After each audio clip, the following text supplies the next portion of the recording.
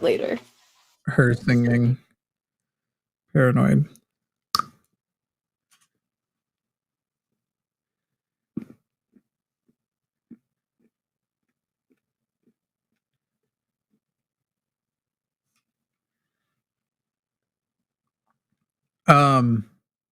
You want to try? You want to do you want to alternate lines on it? You want to improvise a song with me? Oh man, I've never done that before.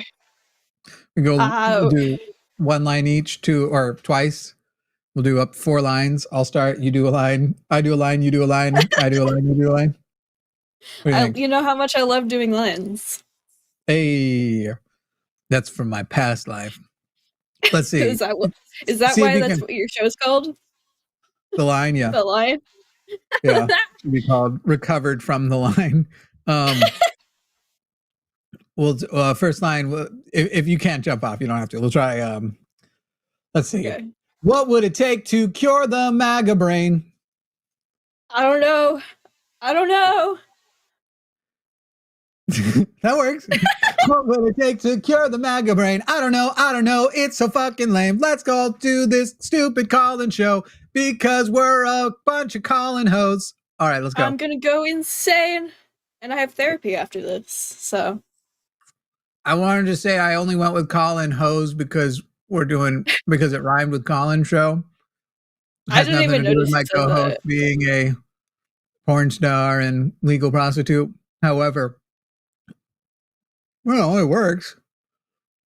I feel more, as I say all the time, every day I feel more and more like a prostitute.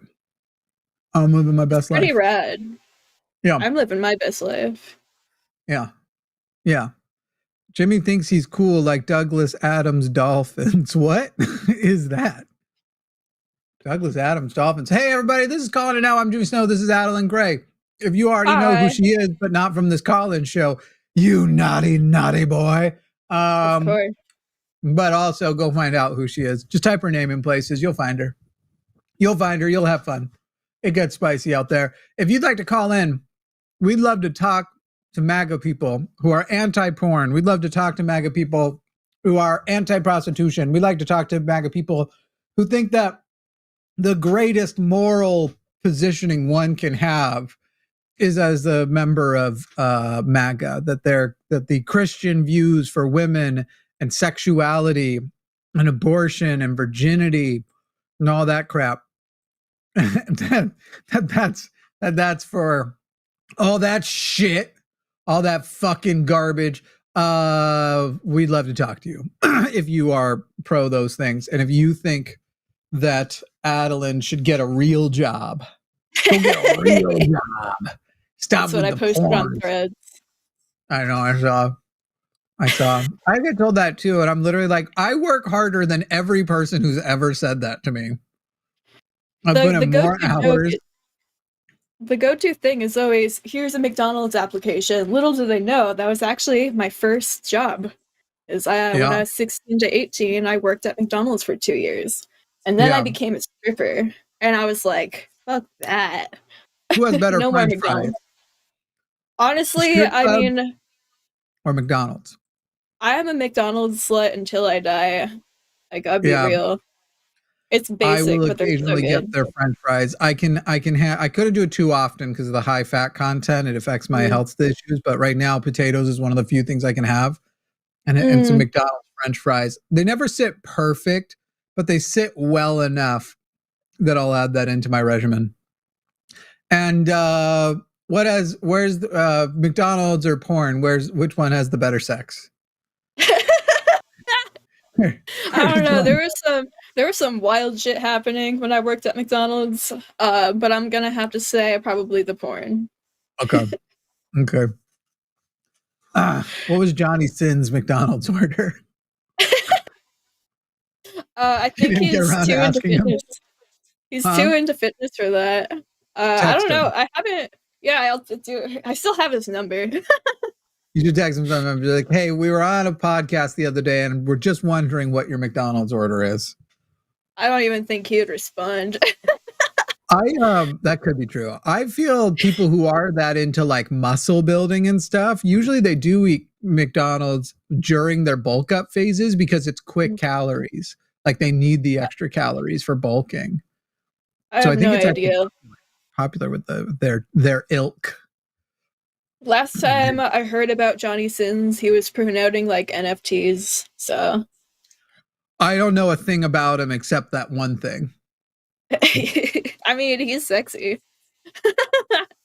I know one thing about Johnny Sins, and it's the same thing everybody watching probably also knows. I like his name. Johnny Sins is well, someone in here wrote Sims would be more of an Arby's guy. He has the meats.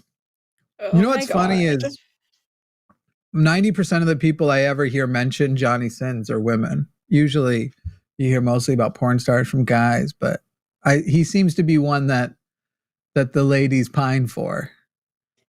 Because I guess I just am terrified of that. I'd just be like, who walks after that? Anyway. He's the reason I joined porn, so for better or for worse. Hopefully not the only reason. Hopefully not even the main reason.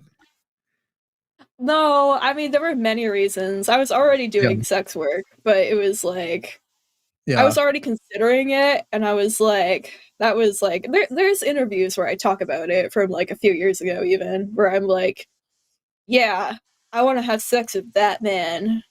So like I did other stuff before then because I didn't want to just be like a fan who wanted to fuck him. Like I wanted it to be like a real like I'm doing a porn. So yeah, and I love my job. So that was her dream. Then she saw Shia LaBeouf say, "Don't let your dreams be dreams," and she decided to do it. She did it. Do it. I did him. Hey MAGA, what's wrong with sex work? What's wrong with porn? What's wrong with women having autonomy over their bodies? You can call in and tell us. You know you feel that way. So call in and tell us. Hey MAGA, what's so great about MAGA right now? How are you guys doing? Tuesday was a rough day for y'all, huh? Tuesday was a little tough. America's mayor. Zoran Mom Daddy beat That's y'all. What I'm saying. It's just y'all not doing so good. Y'all not doing so good. Nick Fuentes is growing in your ranks. The Groypers are becoming the MAGAs. The MAGAs are becoming the Groypers. It's having one way or another. Nick Fuentes is refuting the claim that he's a Nazi, not by saying I'm not a Nazi, but by saying, well, if you're going to call me a Nazi, millions of people are following a Nazi. So be careful if you're going to call me that. Not saying he's not a Nazi. Just that you should be careful because that would mean millions of people are Nazis, which, yeah. I didn't know who Nick Fuentes was until Charlie Kirk died. And then, because prior to that, I thought it was Vic Fuentes' brother from Pure Surveil. Like, I mean, like, I never really, I heard the name, but never in any context. So, like, I didn't know anything about him. So I always just thought people were talking about the Pure Surveil guy's brother. I'm like, okay. I didn't know he was, like, awful. Has the confidence of somebody fuckable without being remotely fuckable. It's like him and Stephen Miller would be from the same. They would attend the same truck stop glory holes. They have the same amount of sexual appeal. Nick Fuentes would resent that statement as he has all of his hair. Someone wrote Charlie who there was a person right online this week who had posted something. Oh, it was Charlie Kirk's warning about if Zoran Mamdani becomes the mayor of New York City. And he posted, he's like, look at him, he was right. And so I just responded like, hey, who is this guy? I'd love to hear what his thoughts are now that Mamdani has won. Where is he? He must not care that much because all I'm hearing right now from him are crickets. He seems to be, where's he at? I don't know. This looks like some dead guy whose wife is touching the vice president a little too friendly. Bruh. Anyway, we have open lines, people. 33654-32101. MAGA's not going to show up. Y'all don't have anything to stand for anymore. You don't actually, you've lost any kind of actual ideological or logical argument. You've lost any moral argument that your Christian values are more defensible as the values we should adopt more so than secular humanism. I think this is why you don't call MAGA, because I think you're aware you've lost, because it would be easy. If you haven't, it'd be easy. Y'all said we created 1 million Charlie Kirks when somebody totally unrelated to us killed Charlie Kirk. Literally, since that fucking conservative Mormon killed Charlie Kirk. But look what he wrote on the bullets. He wrote, my girlfriend is trans, and that's why I did it on the bullets. It was a whole paragraph. He wrote it on the bullets. Were the screenshots, were they real or were they memes? Like, or were they? I know they didn't look real, but I wasn't sure if like they were just people making them up to clown on it, or were they like actually attempted to be presented by officials. It was like this whole like, yes, it was me, my dear. Okay. Oh, no. Okay, so there were real bullet markings, the like, hey, fascist catch. And then the text messages they said were real. And now I believe the most recent thing was like, well, this is an abridged version. There are things cutting out, but this is the summary version we included in our, whatchamacallit, like in the briefing that the lawsuit is based on. And so, yeah, the ones where it totally sounded like, hello, fellow Gen Zer. Yeah. My dearest trans girlfriend. The other day when we were watching Hassan together and whatever this shit was, like this fucking like, yeah, that's what I'm talking about. Get the fuck out of here. It's Charlie Kirk died. I didn't even know he was sick. Yeah. Some neck condition. Hey, MAGA, we're ready for you. So far, actually, nobody. We put a poll in the chat. Any MAGA here? And literally 100% none. Because they won't. They can't. I'm too base for them.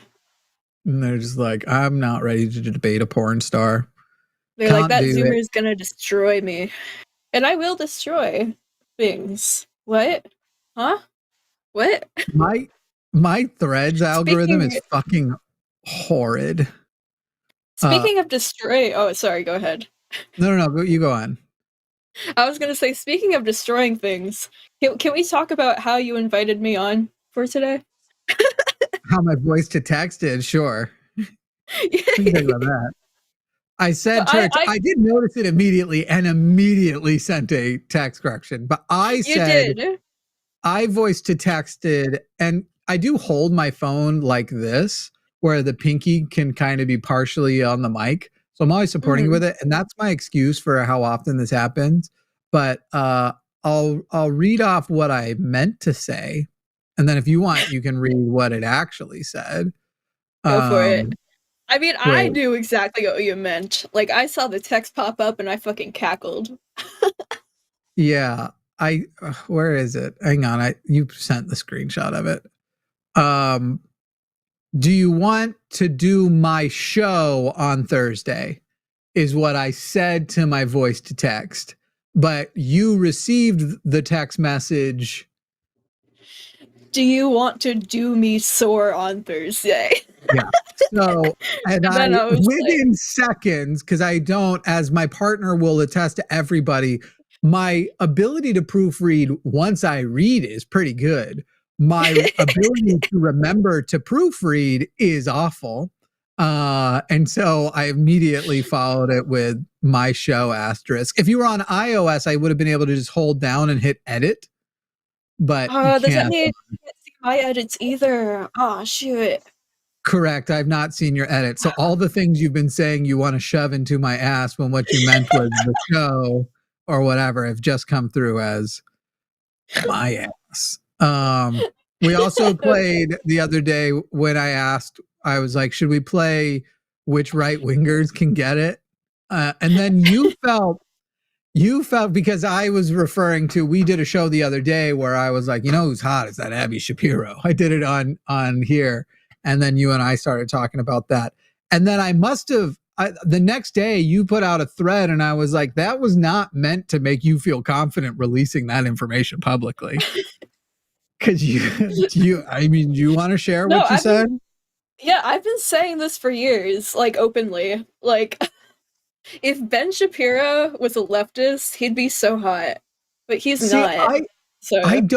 I don't think that about Ben. Ben's face weirdly works very good on a woman's body. That's what Abby Shapiro has, is his face, and she's gorgeous. She is very pretty.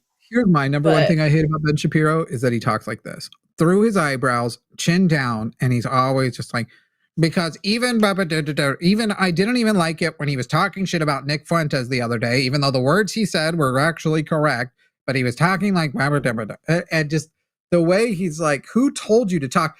Milo Yiannopoulos, I haven't seen him on TV in a while. I don't know if he still does it, but he would do that as well, but also be kind of he'd have his head like to the left at the same time. So, no, because what you have to think is that child molesters are actually pretty based, and everyone knows it. That's how Milo for me, Ben is like a parody of himself, so I can't take him seriously, except that he does say awful things. But like, imagine like Ben saying like the most base shit you could imagine. Like, I don't know, there's something about losers that I just really like. Brett Cooper, what do you think of Brett Cooper? First of all, Abby looks more like Ben than Brett does, but I did also believe that Brett was his sister when she first came onto the scene, because she does look enough like him. For those who don't actually keep up with it, Brett Cooper, by the way, MAGA, you can still call us and tell us what we're wrong about. Right there, 33654-321-01. All I'm saying, MAGA, is you keep complaining that we're in an echo chamber. Here's your opportunity to intercept the echo and explain to us why leftism is wrong. It's so easy. You could do it right there at 33654-321-01. Hey, welcome, Megan. You are now a channel member. Welcome to the baby gourd do. It's all pumpkin themed. All right. What was I saying? Brett Cooper, she left Daily Wire and is now, I think yesterday was defending Tucker Carlson having Nick Fuentes on and kind of going halfway Groyper. So it's kind of like, it's sad when I'm like, gosh, I wish Republicans would stop becoming more radical than Ben Shapiro. But at the same time, it's like, Ben, you gathered them. You put them in this mindset of not well-reasoned thing, of basically white billionaire protectionism. And then it blew past you when a bunch of the people are like, yes. And in white billionaire protectionism, in the spirit of that, shouldn't we talk about the Jews? I mean, fucking on the show, on Tucker Carlson, Nick Fuentes out there talking about Jewry outwardly.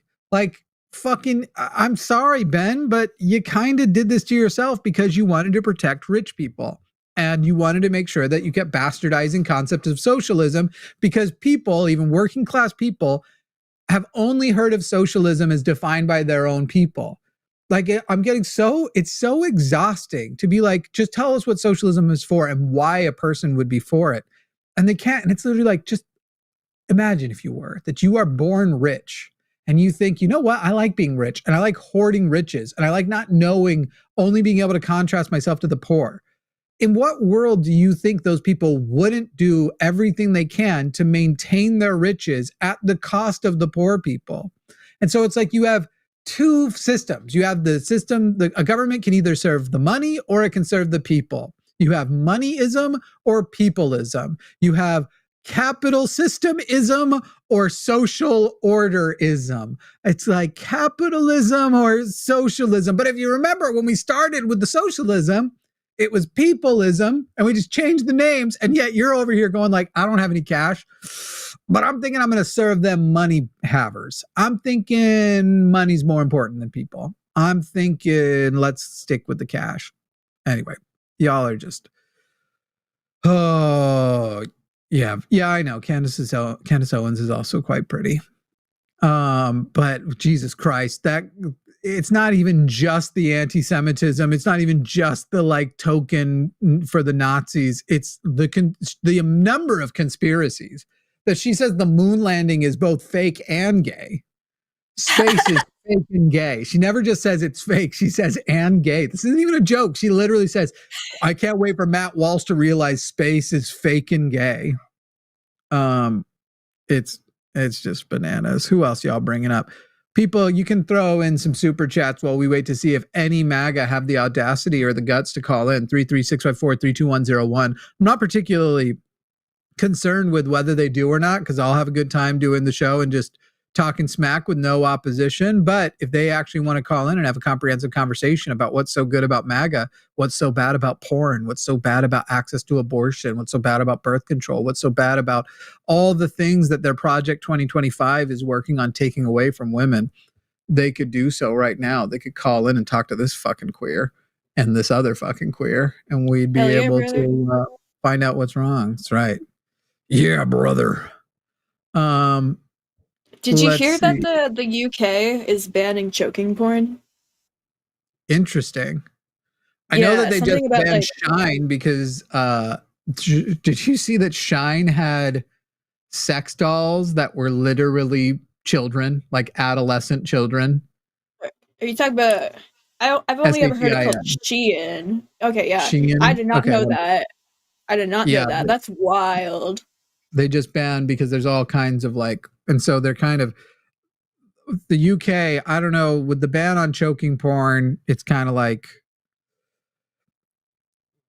there's two types of choking, and one type of it probably it should be more we should be correcting people, because anybody who thinks you're supposed to compress a windpipe while you're boning, you're choking wrong. That's not how it works, guys.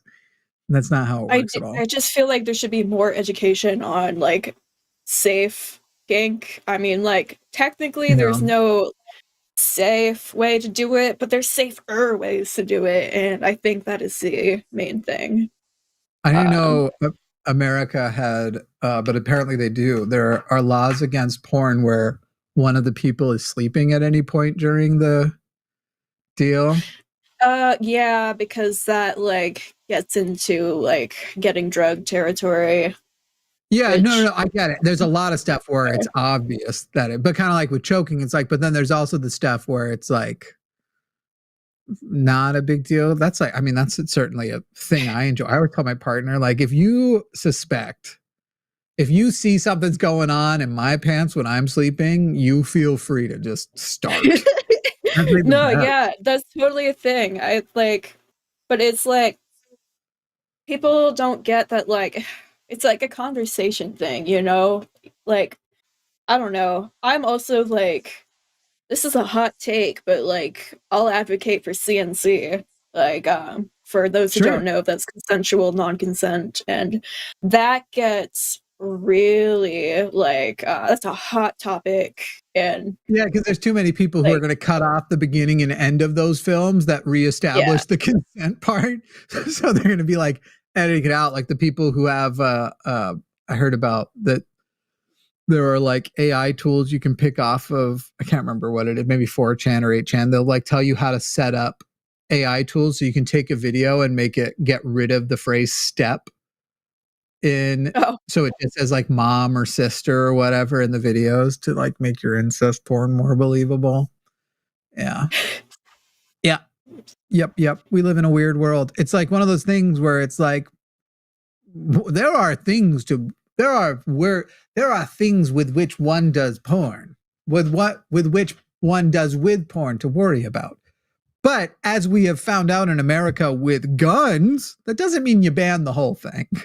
Right. It's y'all are yeah, but here's an example of porn gone bad.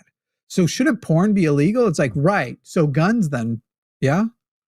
Here's an example of guns gone bad. And by the way, Jesus Christ, do I have them? Many examples. Here's an example of guns gone bad. So just no guns, right? That would be how your logic works out. MAGA has been extra scared when there are ladies on lately. 33654-32101. Well, you're femme non-binary. What term do you use to describe yourself? Lady wouldn't be accurate.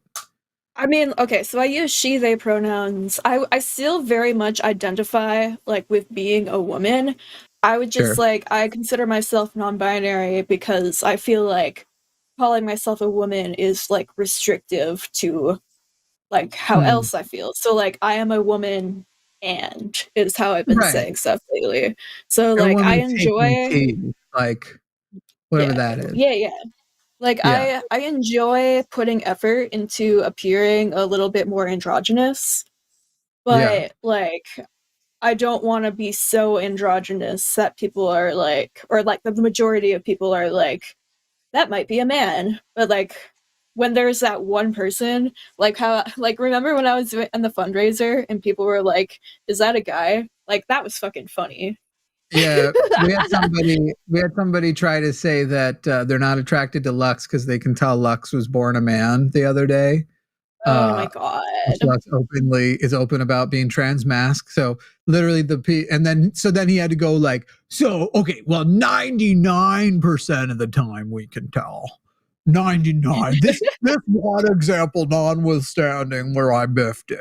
99% of the time. God Center says Ben makeup running, draw connecting you, eyes half open, telling you his wet ass pussy is ready for you. Yes, I have thought about this before. Well, look, here's the thing. When I said send a super chat in, I didn't mean weaponize that I'll read anything on the teleprompter. Okay. Okay, people, let's let's calm down. Let's calm down. Yeah. Anyway, anybody you disagree with us on anything, there's the phone number. I'm surprised. No, none of you. I'm not really surprised. You guys are scared. You guys are scared of girls. Y'all are scared. You say that you want to have a conversation with us, but then you don't call because you're fucking scared. You're 3% of MAGA is in the chat. 3%. Hey, MAGA, who'd you vote for? How'd y'all like that election you lost? I meant elections. How losing your I loved the cope. Well, you know, they won. Democrats won in blue places. They literally flipped red offices. The governor of Virginia was a Republican and is now a Democrat. Like, what are you talking about? You fucking poser ass, lion ass, ass and asses. Get the fuck out of here. I need a burp. I got a big one. Do it. Yeah, do it. I'm muted. Oh. Damn. America's Mayor Kami Mamdani, Jaka, whatever. Are you calling in? Are you calling in? I assume that's a joke. I feel like I've seen Jaka around, but if you're serious, where is it? Where is it? Where are the people? Where are my Charlie Kirks? Where are my Charlie Kirks? Donde está la Kirkiotepa? La Kirkioteca? All right. It looks like there's a call that's going to be screening. It's probably going to be an abortion call since that's what they called in last time. We'll find out shortly once the screener gets that taken care of. Yeah, it's these are just some silly gooses. Silly gooses.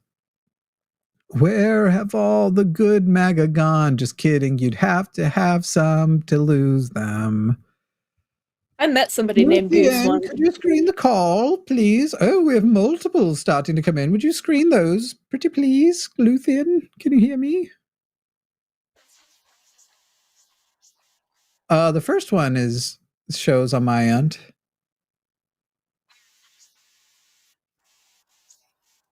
Yeah. All right, we're getting the screening going. We'll see what happens here. In the meantime, never had a bidet, which is the saddest username, honestly. You don't know what you're missing out on.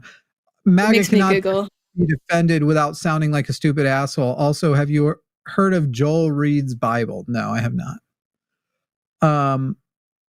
By the way, this was a comment left on the last clip we published by a guy named Matt, and I'd like to read it out. Snow is repulsive. He explicitly blames the United States for the evil attacks of September 11th, and I think he meant to say 2001. He said September 11th, 200, and we weren't around back then, so I want to say this is a mistake, which is the same as celebrating the attacks. He is utterly reprehensible. Matt, would you call in? How is it possible? I don't disagree with even the repulsive and reprehensible, chef's kiss, 100%. explicitly blames the United States for the evil attacks on September 11th. Yes, not in a truther way, but in a we are culpable. We are the problem in the Middle East that led to Al Qaeda being able to do that shit. We radicalized our presence and power and the bullshit we were doing there. Very much Osama bin Laden was a result of, and we are extremely culpable in all that. How is it the same as celebrating? How is it acknowledging that it's somebody's birthday isn't the same as celebrating their birthday, right? On April 20th, if I acknowledge it's Donald Trump's birthday, sorry, that's Hitler's birthday. On April 20th, if I acknowledge the Fuhrer's birthday, does that mean I'm celebrating the Fuhrer Donald Trump's birthday? I don't think so. So I'd love to hear what Matt has to say. Yeah. I would love Matt Singh in the comments.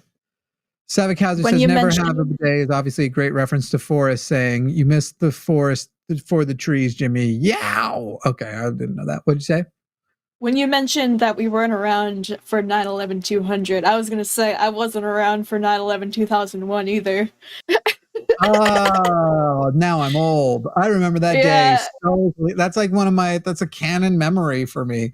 I mean, part of it's that my family's from New York, so we were all like talking to our grandparents. My uncle was one of he wasn't a first responder, but he was in the like cleanup efforts in the time after because he worked in a similar field. So he was a fast responder once the whole thing had settled.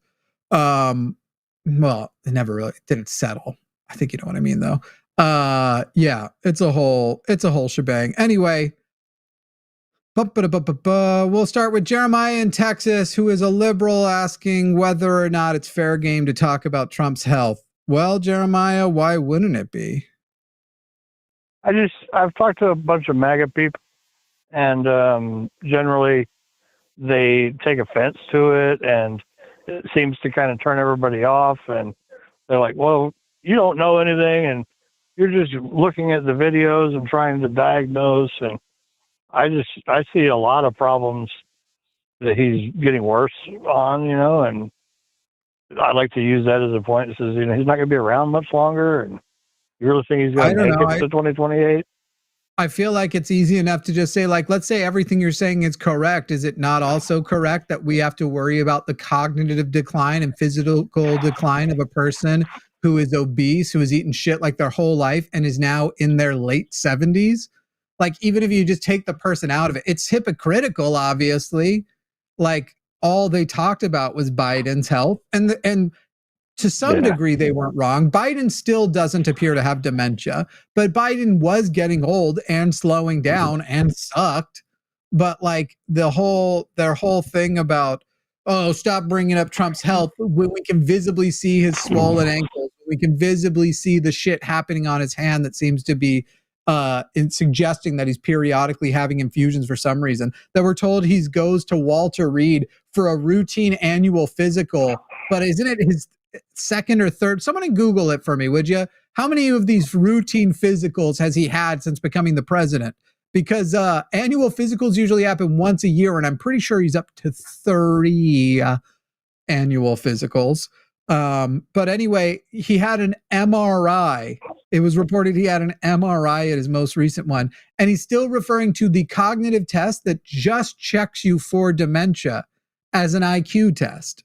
Like, how is all of those facts not fair game to bring up as a concern? And then whenever people are like, you can't diagnose, for sure you can't diagnose in a way that you should be able to go to the pharmacy to. That has to do with mental health. That has to do with physical health, right? If you need a specialized flu medication that requires a prescription, something not off of the regular shelves, a doctor has to say you have the flu. But also, if a person is sneezing, they have a fever, they have all the symptoms of a flu, there's nothing wrong with going, shouldn't we ask the doctor? Because it seems like you have the flu. Shouldn't we be worried about you being around our, like, imagine if you were working at a preschool or you were at a preschool and your kid was there and somebody comes in and their kid clearly has the flu and you were like, yo, you're going to give my kid the flu. Like, would it be reasonable for the people there to be like, are you diagnosing my child? Are you a doctor? Like, fuck off with that shit. Even if you're wrong about all the symptoms are there, I can identify the symptoms. Sure, we're not going to put you on a round of whatever because I say it's the flu. But go to the fucking doctor and keep that shit away from my, in this case, country. Yeah, I do. I like pushing their buttons with it. It seems to be pretty antagonizing. Yeah. I was hoping you were going to call in saying we shouldn't be talking about his health. No, I'm sorry. I just didn't have any callers yet. So if y'all want to go on to somebody else in the queue, maybe you get a better controversy. Yeah, we've got one probably coming. We have one that's also sex work specific, so we'll probably go to that one next. But thank you, Jeremiah. All right, y'all have a good one. Bye. Did you see the link I sent you, Jimmy, in Discord? I will take a look at that. Yeah, because I was curious. Oh, shoot. It's anti-ad blocker. But it's basically like he's had 2 annual checkups. Right. Yeah. And within 1 year. That's pretty fucking weird. It's very routine. And maybe it is routine for, like, maybe it's a routine checkup. Obama might have gotten once a year. So you're going to want to stop calling them annual if you're saying, look, at 78, he should be seen more than once a year. I might even agree with that. That's what I was thinking. It's routine, and we've been seeing the whole fucking ankle thing, and we've been seeing the hand thing, and MRIs are not routine. Doctors will tell you never get an MRI unless you suspect something because you'll find something else that isn't there. Like the number of people, the fucking what's her face out there. Kim Kardashian is trying to promote this place that does like full body things. And it's like, cool. If you want to find out you have cancer that you don't have, go get an MRI with no reason to get one. Like that's what you're going to end up with. You don't get an MRI without it. Yes, I know. If you want to see how easy to pass a cognitive test, Google the Montreal cognitive test, which is the one he's doing. It's extremely easy. It is very easy. Is that the one with like the animals and like the count by 7? Yeah. Let's see. Joel Reads Bible and Mezzo both have TT/White TikTok, YouTube debate shows. Together make the podcast Bad Bible Debates. Really funny, heavy sarcasm, great music. So I'm gonna guess that you two are Joel and Mezzo. No, I'm just kidding, Jamnik. That's cool. You know, I'm sure though if they're grinding away, I'm sure someone's gonna bring them across my screen at some point here. All right, let's talk to Mike in Idaho who has a question for Adalind, so I will kindly talk over her and answer instead. Go ahead, Mike. Well, thanks Mike? For having me on. You're welcome. I wanted to say, well, first, Jimmy, thanks for expressing the fact that a socialistic business, which I've never heard before, and you've explained it well, is kicking ass for everyone you have on. I think it's beautiful. Yeah. And for Adalind, as socialist as we can make it. Currently, the country prevents. There are some levels of things that can't. I know, but you're doing a fucking great job in representing the idea of it, and I really like that. Yep. Market socialism is a thing that exists. You can have co-ops. You just can't have capitalism because that thing fucking sucks. Anyway, go on, Mike, with your question. I hear you. No worries. So I met a girl at the bar the other night, and she said she, for a living, was involved in sex work. And I'm assuming that I am autistic, so I'm trying to understand terms here. Does that mean like OnlyFans, or do you think it means OnlyFans mixed with literal physical touch communication? I don't know. Like, I don't know this woman. Sex work means a lot of different things. It's like an umbrella topic. So sex work could be anything from phone sex to camming to OnlyFans to stripping to prostitution. What else? There's May I probably ask what more. your field is? I mean, you can Google my name if you'd like. Yeah, you'll Okay. you'll I'll look find into something. that. Sorry. I didn't mean to cross the line. Oh, What you're about good. your personal life? I mean, like She's dating or not whatnot? worried about embarrassed. It's more of like the answer to that could include something where YouTube could say that's solicitation. So she is. Yeah. I'm is just Yeah, believing that I'm still getting used to the new terms of you're so unaliving and good. great and things. Yeah. Strange. I don't think you need to worry about that on YouTube, but yeah. But yeah, I do online stuff and in-person stuff. I don't know. YouTube is weird about that, so. I have a very good friend who's a rather successful audio erotica artist. So literally, like, sex work doesn't even mean anyone is seeing you naked, or that she doesn't do one-on-ones. She only sells what is essentially, like, I guess, a sexy podcast story. And so I have heard that some of the best porn is written. Yeah, that just sounds like something arrogant people say, but no, I'm just kidding. Nerds.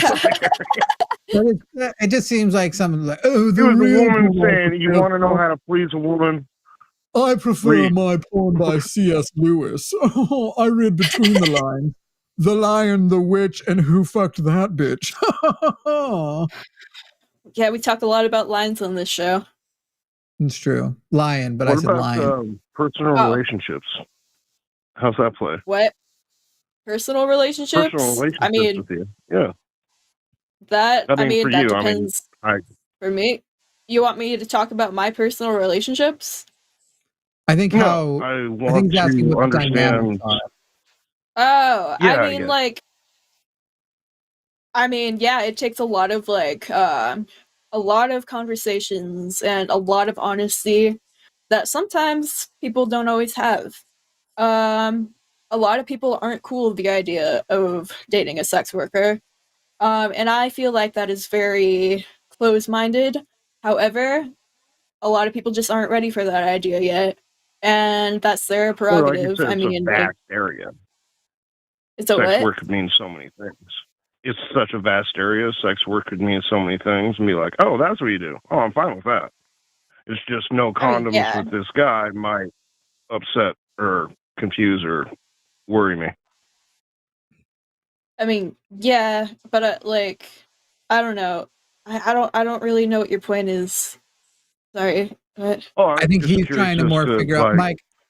I think right now there's elements of this where you have a genuine question that part's great, and you're kind of mixing in a personal side where you're like, what are my boundaries?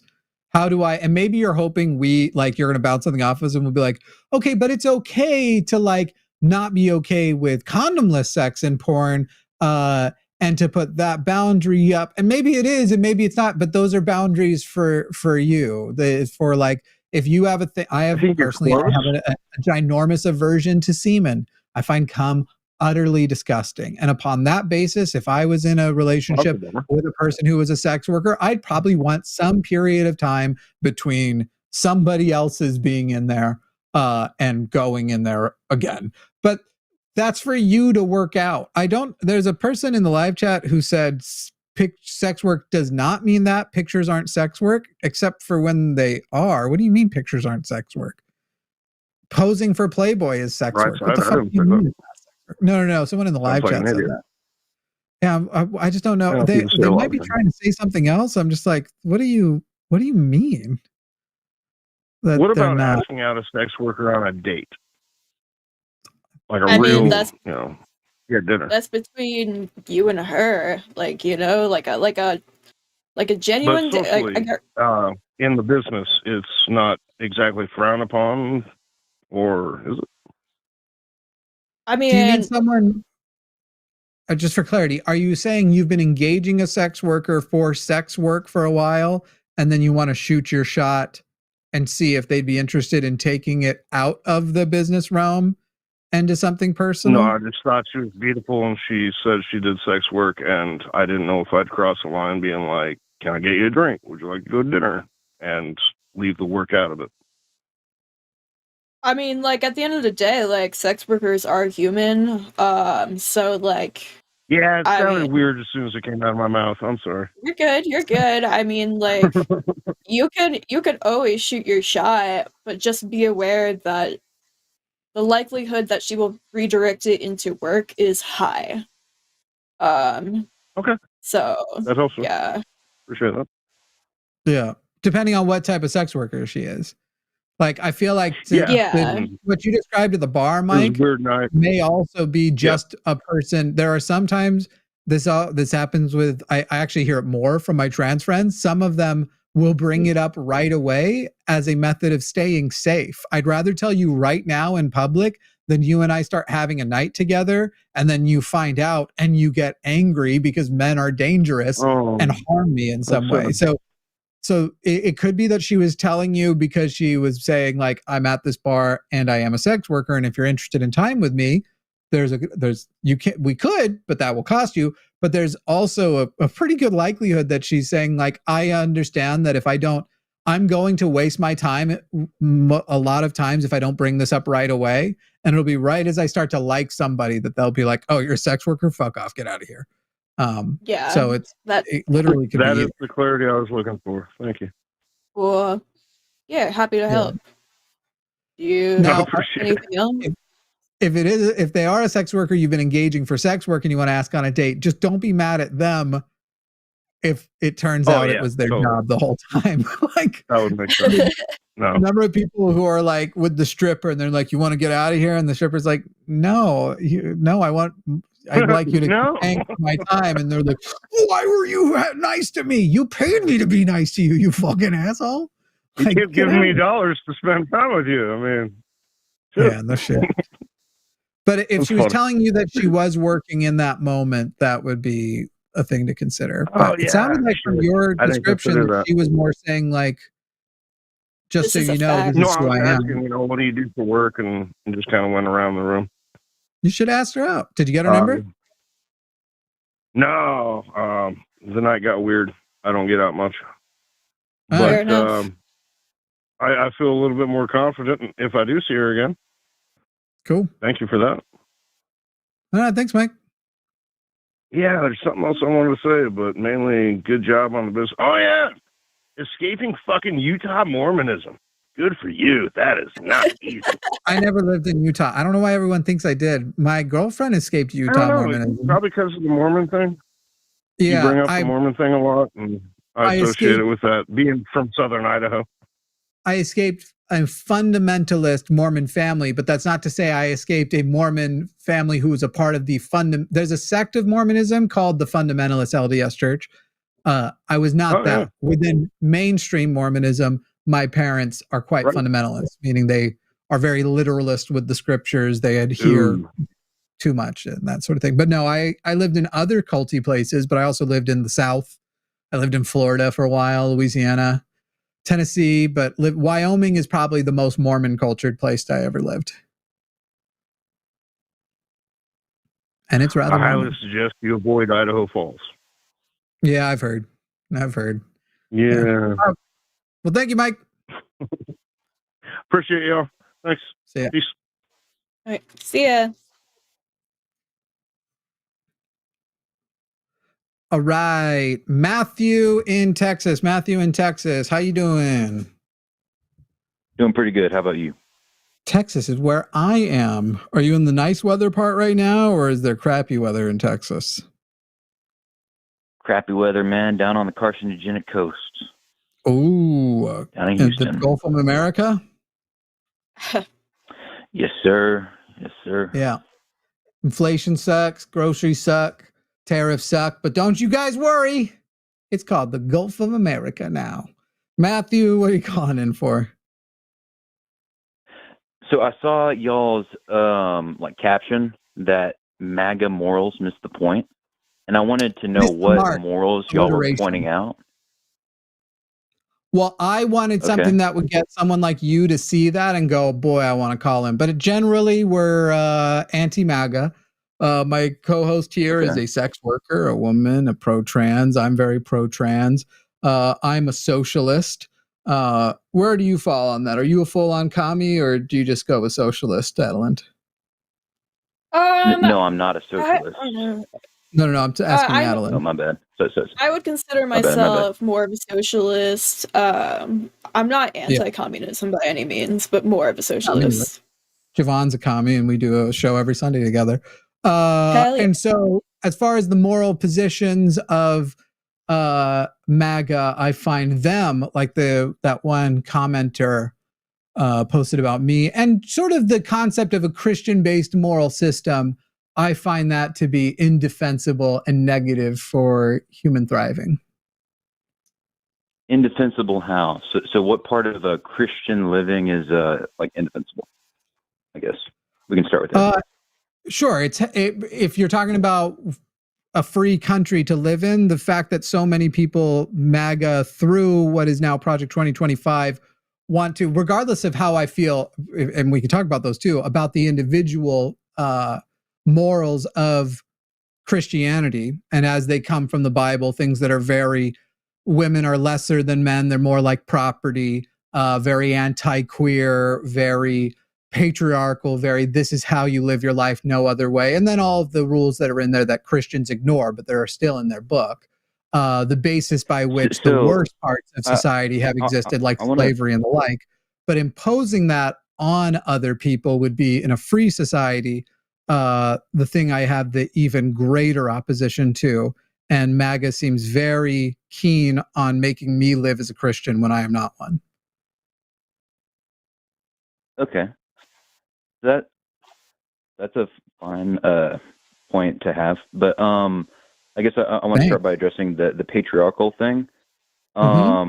It's perfectly fine to have a view like that because we have freedom of religion, and I believe in the Constitution, and I believe in a freedom of religion. So if you disagree with the Bible, that's your right. But there are also consequences to having any view possible, right? There's a consequence to having a communist view or a national socialist view, right? So something that many people on the left like misconstrue about the Bible is a patriarchal view. The Virgin Mary was able to talk to Jesus and change his opinion on like certain things. Like she convinced him to do the first miracle, right? Changing water into wine. And this is a hyper. What type of Christian are you, Matthew? The idea that you think Jesus had his mind changed, right? Jesus as God had his mind changed by anybody when he's a woman when he's a God who already knows everything he's going to do, that any of that stuff wouldn't just be for the structure of the story and for open interpretation is very, very interesting. Yes. So remember, Jesus was 100% human and 100% God. And there's a very people have a hard time of understanding that, and without falling into certain early church heresies, which you can read some of the things from the Council of Nicaea and a bunch of early church writings. I'm not an atheist because I'm unfamiliar with Christianity. I'm an atheist because I started as a Christian. All the things you're saying I can find my familiarity with. I already have intense familiarity with the various Christian traditions, including my own old one. So none of these things are surprising. It's just surprising that you want to actually take the route of saying that it isn't patriarchal rather than the standard Christian, I suppose, path of the type of biblical patriarchy is godly and therefore positive. Well, people have a misunderstanding of patriarchy, and how is matriarchy going to make anything better? Is the alternative to patriarchy matriarchy? Is that the dichotomy? It's the opposite. So people are saying that patriarchy is bad and that it needs to be reversed. But people don't understand that patriarchy can be egalitarianism because they have a misunderstanding of. I would say in response, you misunderstand because you think that the dichotomy is you either have patriarchy or matriarchy, which it is not. You can have egalitarianism. Patriarchy is actually not I understand and additionally, go on. Okay, so men and women have equal value in society. under patriarchy, right? However, egalitarianism says that they both have similar or the same roles, right? Which is trying to equate a man to a woman, right? Saying that they can be the same thing. No, this is that sort of like made up anti-liberal position of like, they're saying there are no differences between men and women, when in fact, gender theory acknowledges that there are norms and things that statistically are more likely amongst one group and another, none of which are exclusive. And you should have the option, according to your own desires, to break free of those things. Whereas Christian tradition is pretty explicit in books like, you can go all the way to the Old Testament to Deuteronomy, or you can come to the New Testament to places like Timothy, pretty explicit that these are the roles for men, these are the roles for women, and your value as a member, especially of the Christian tradition, or if you're going Old Testament Jewish tradition, your value is according to your adherence to that, not the value you create for yourself based on your own self-picked destiny. Okay. All right. So where I would say that the morals fall short is that the anti-queer legislation that is currently in the works, for example, Texas just passed I assume that I hope, Matthew, you're opposed to this. Texas just passed a law allowing judges who are paid for by the people, they are civil servants, to decide which civil servants to deny their rights, rather which civilians to deny their rights of marriage because they have a religious opposition. It'd sort of be, to me, like a police officer can deny a citizen their right to feel safe and not go and arrest someone who robbed them because they have an opposition to doing that service for that citizen on a religious basis. So this person's going to deny them that right, that thing, and now that is going to go to the Supreme Court and get federalized. Okay. What's not a religious right? If you want to all right. Gay marriage, and y'all are going to get mad. But why isn't wait? I'm not worried about it being a religious right. I'm worried about it being a government right. That anything that we are extending to one person, we cannot on a religious basis discriminate, giving it to other people without very sufficient justification. You just can't have a Christian marriage. If you want to have like a civil relationship, right, where you have I'm sorry, didn't you say at the beginning of this? Didn't you say at the beginning of this that you believe in religious freedom? So if I believe I am a Christian, and my Christianity you can't believe that you're a Christian, all right? Sure, you can. So yes, you absolutely can. Okay. The only way to identify as a Christian is to believe you are one. And so if a person goes, I believe in the sacrifice of Jesus Christ. It means believing in God. It means knowing the Nicene Creed. It means reading scripture. If I wanted to become a Muslim and then I still ate bacon and I wanted to drink alcohol, I wouldn't be a Muslim. Matthew, there are a great many people who don't know a thing about the Nicene Creed who are Christians. Your president is one of them. And you are basically trying to play a no true Scotsman fallacy that what you consider Christian is what Christians are, because you think you know the mind of the God that you believe in, which I don't even believe exists at all. But you also said you believe in religious freedom. So regardless of if you agree ideologically with them, you have no basis upon which to deny them at the government level that their religion allows them to get married as gay people or not. No religion. Gay people of no religion. Marriage is a government institution right now. Certainly you don't believe in the biblical institution of marriage, which took away the consent of the women. You didn't as a woman consent. You consented as the father of the woman. As I said, we can go to Deuteronomy and read the verses together if you like where it is about. Is that the institution of marriage that you honor? Yes, I believe in the marital institution between a man and a woman. According to Deuteronomy, between a man and a woman as decided by the father of the woman or as decided by the woman? Father of the woman. So you believe a woman should not have...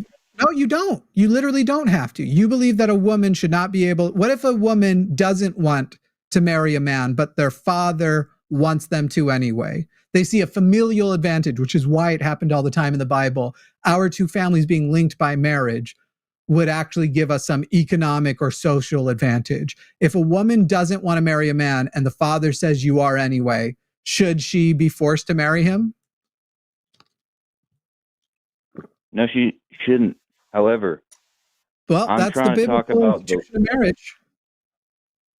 All right, well, you're cherry picking that, but anyway. No, I'm not, Matthew. No. You do not get to say I'm cherry picking. That is the biblical institution of marriage. You want to show me the verse? Okay, that, but between them, okay. No, hang on, Matthew. Hang on. Since I'm cherry picking, tell me the part of the Bible that counters what it says in Deuteronomy, where if a woman is not yet promised to a man, I can rape her and then pay her father, was it 50 silver shekels? Something like that. And now she is my wife. Since I'm cherry picking, show me the part of the Bible that actually says, hey, actually, that's not fucking true. Where is the part of the Bible that opens up that context and improves what it said in Deuteronomy for the institution of marriage? Most of the New Testament, actually. Goddamn. Great. Give me the verse. Give me the verse that says that thing we said back then was untrue. Because Jesus in the New Testament says he did not come to change the law, not by a jot nor a tittle. So I'm excited for this New Testament verse that says, you know, I said no jot or tittle. Here's the one jot or tittle I want to change about that rape thing. That was fucking crazy. I said that. Where's that at, Matthew?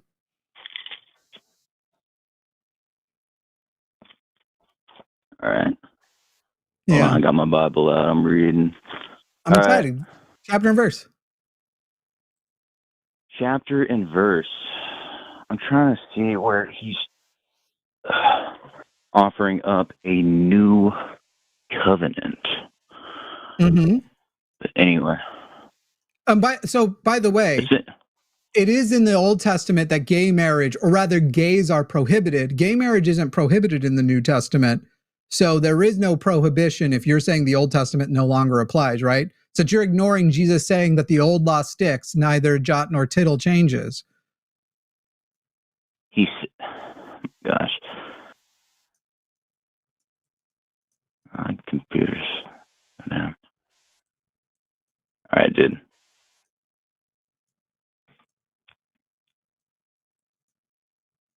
Yeah, I'm waiting for verses. By the way, the one I'm giving you is Matthew 5:18. Which version of the Bible would you like? NIV, KJV, what are you in? He's making stretching sounds. Catholic. Roman Catholic Bible, which one? Which one? Goddamn. Mm-hmm. If I say KJV, that says a specific Bible. The Roman Catholic Bible doesn't. There are Roman Catholics who I believe actually do take the KJV, for example. Oh, and then just give me NIV. I love when people pick NIV because it always makes their point so much worse. NIV, for example, the verses that we were just talking about, the other books use a phrase other than rape. NIV straight up says if a man rapes a woman. I love when y'all pick NIV. Thank you so much. It's a gift. You make my job so much easier. So have you gone to Matthew 5:18? They use different phrasing. Like it just like takes a woman for himself or something along those lines. Oh, okay. Yeah. Matthew 5:18 in the NIV. For truly I tell you, until heaven and earth disappear, not the smallest letter, not the least stroke of a pen will by any means disappear from the law capital L, referring to the Old Testament, until everything is accomplished. So the Old Testament, despite your best efforts, does not become irrelevant. The new law, the new covenant from him is in addition to, but what do I know? I only read the Bible. Very well. What are the verses you got for me back? Nothing. I concede the point. I want to talk about something else, though. Sure, go for it. All right. So y'all were talking about socialism, right? Mm-hmm. About being socialist. What are the social services that y'all are looking to have in America, or that need to be applied to America? The decommodification of necessities. So just completely, you own nothing. No, you own nothing. Ownership's probably not necessary and is going to become an expired concept anyway. But whether or not private ownership after the decommodification of necessity occurs,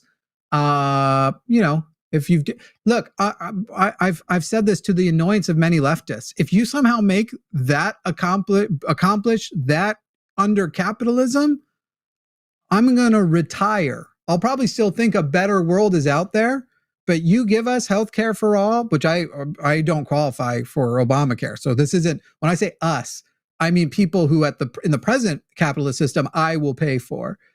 Decommodify Medicare for all, housing, water, electricity, food, access to the internet, the types of things that to live a basic life you absolutely need, and then enough things to equip people with opportunity. The decommodification of necessities.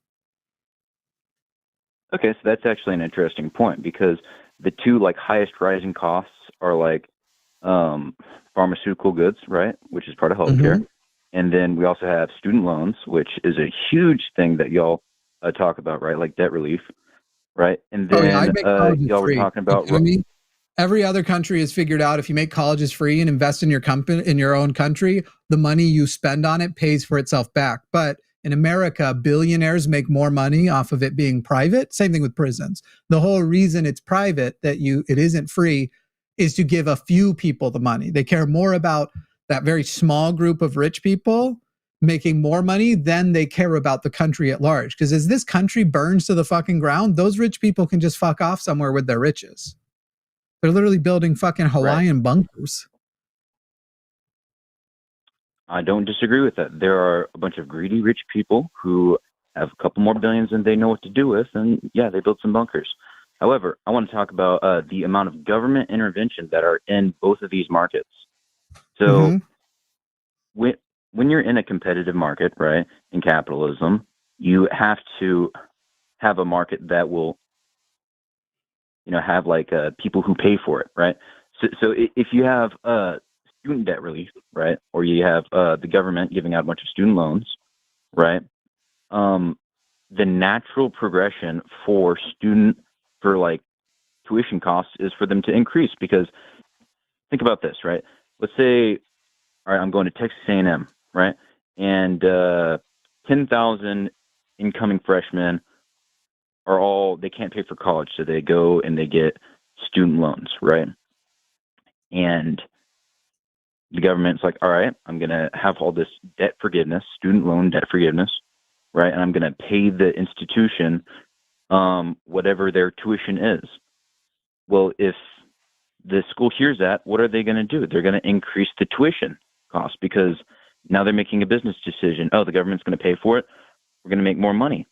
And the same thing has happened with government checkoff programs, even DMI, dairy management industries, right? During the Great Depression, we artificially bolstered that market where it was a government checkoff program. Bring this back somewhere, Matthew. We're going on an aside. Bring it back to the question. What I'm saying is that the more government intervention you have, the worse that market will do and the more it will inflate. So if you have a truly capitalist society or a more capitalist society, and you don't have student loan forgiveness and people who can actually pay for college go to college, then college will naturally, tuition will go down, because they're going to make it cheaper because they need more people to go to their school. All right. So let's get rid of that system. Just lower Matthew, let's get rid of that. What? You're asking for socialists. We are. So, yep, everything you described, correct. Let's start. The transition phase would be, here are state-funded colleges. The state, on the basis of actual good data and information, making sure that teachers are paid an actual living wage at minimum, as well as having a sort of scaling thing based on where they are, still a very fair and competitive market. And we set the prices. And all we have to start with is remove the billions of dollars you make extra as profits. We're not trying to make a profit. We're just trying to get a person through. And now, actually, because we know long-term they pay for themselves, we can even go a little bit into debt per person, because we'll make that money back if necessary, if we have to go to debt. So we start with these schools are now college funded. You go for free. And we already know across the world, countries like Europe, a total tuition for 4 years only costs somewhere between $20,000 and $25,000 per student. And that's in Europe where there still are. That means some of those are private schools and some of those are state funded. And yet the average in Europe, still 20, 25K because there is a more socialist schooling market there as well. Whereas in the US, the average total tuition for 4 years is $120,000. Okay. So having a mixed state market and state and private lowers costs. Same thing as like what Medicare for all would do. Healthcare costs would come down if you go, hey guys, they're going to pick Medicare for all unless you can beat them. If you can say, you guys can pay this amount of money and get better coverage than Medicare for all, they're not going to sign up for you. And if that means that the pharmacy, the insurance industry dies, what's the bad news?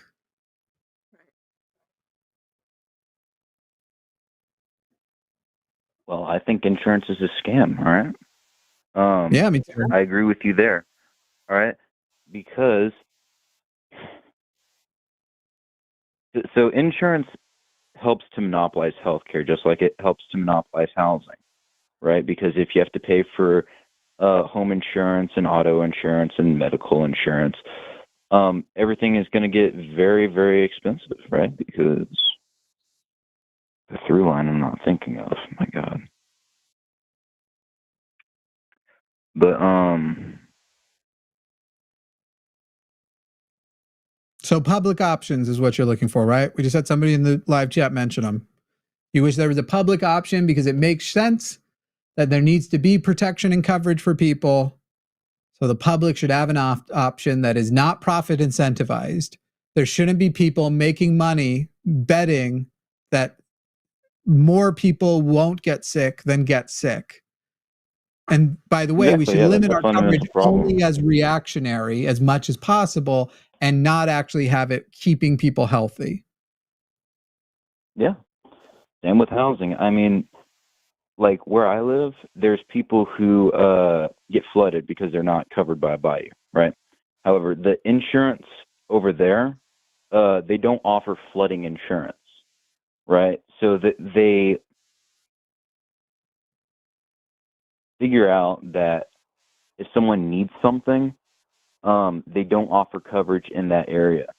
However, that's not capitalism, because capitalism is figuring out a problem and then selling the solution, not just, you know, having Kaiser Sose of, oh, maybe you will get flooded, maybe you won't, but we're just not going to pay for it. I'm sorry, that is still capitalism. Scams are still capitalism.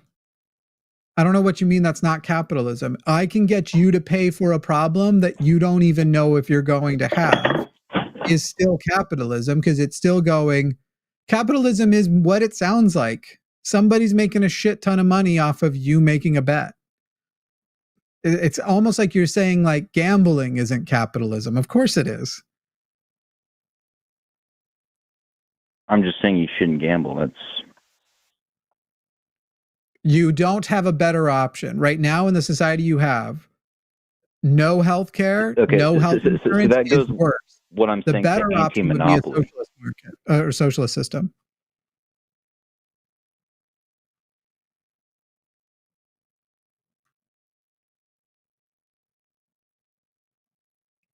We've lost Matthew's audio maybe. Hello, Matthew. Sorry. You also hear me? Yep. Yeah. All right. My bad. So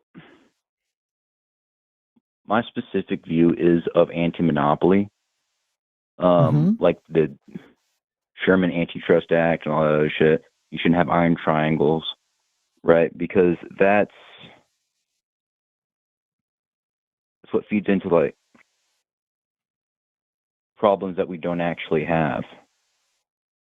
And we've passed the relevance of that saving the economy, because now we are in a world where literally today they passed within a company a pay package that will make an individual a trillionaire. The income disparity has become so inflated that even the anti-monopoly actions is not going to put capitalism best to its like best version of itself, because while we're trying to work on a solution that might have improved things decades ago, they're literally building intelligence and robots that will be able to put everybody out of. So right now it's like the reason why y'all need to be going for socialism is that was where we needed to do 50 years ago. And now we're being slow marched to the only thing that will succeed for all people to be well will be something like communism. And yet we're not even working on that. We're probably working toward a system where first a lot of people are going to get fucked and die so that billionaires can maintain their sense of superiority by seeing how good they are, how good their lives are compared to all the poor people that they have abused to get to be billionaires in the first place. Okay. So how do you propose that we get there? Let's say that, all right, fine, we need socialism. Who pays for the socialism? Who bankrolls it? Because socialism stops working when you run out of other people's money. That's why, like, small or European countries, right, who have socialism, NATO is like 90% funded by fucking U.S. So, well, first of all, that's not true. Pull out and that's a big part of why Trump is praised by Democrats, was that he got the other countries to pay more of their shares. But it's also not from a shortage of money. You have countries, there aren't any true socialist countries over there, but there are capitalist countries with heavily socialist elements in it. And that's where you start. And when you say other people's money, what do you think socialist governments are? It means that lots of people, these billions of dollars are being spread amongst lots of people. So you work at a place. This place is now a co-op. Instead of one person gets a disproportionate amount of, they can live and be so fucking wealthy, but the least of their employees literally have to go and collect SNAP benefits. And then even those return to them. You can literally be on SNAP working at Walmart. And then when you go to Walmart to spend your SNAP, Walmart gets the SNAP money back in that way too. So taxpayers are paying, they are supplementing the wages of Walmart workers and then taking the money when those Walmart workers are spending those tax dollars of ours on food there. They're literally double dipping in it. That's what capitalism has done. So instead now, all of these Walmart employees, all these people are part of a co-op. They're all getting a bigger piece of the pie. You don't have these billionaire fucks at the top just living as though nobody else's suffering matters. And so, yes, there are going to be taxes in that world that pay for everything. And now you'll be collecting a small amount from everybody. It's not just going at first, you're going to have to take a lot from the people at the top. But even like Bill, what's his name? Bill Gates went on was it Stephen Colbert's show and was lamenting the idea. He's like, well, taxes, you do have to eventually stop. Like, imagine what could I do if you took away 99% of my wealth? Which sounds bad. And then Stephen Colbert does the math in his head and he goes, that would still leave you with $2 billion. What would you do with $2 billion? They'll be fine if you take 99%. And in reality, I don't think billionaires should be allowed at all. But yeah, you start with equalizing. You're saying you want anti-monopoly. That's government intervention. This will be government intervention of a different kind. You don't get to hoard security, which is what they're hoarding. You don't get to hoard housing security. So, what if as anti-monopoly, we moved away from a national bank and we had community banks where people put money into localized communities, right? And rather than being an account holder within a bank, right, you actually become a trust manager within that bank. Whole communities of people, right? I believe you're just describing federal credit unions, and that has yet to solve the problem. You're talking about like, what if there was this banking solution that could be a part of a comprehensive, that could be a part of a comprehensive solution, but it would be a very small part. Frankly, we should turn all post offices into banks.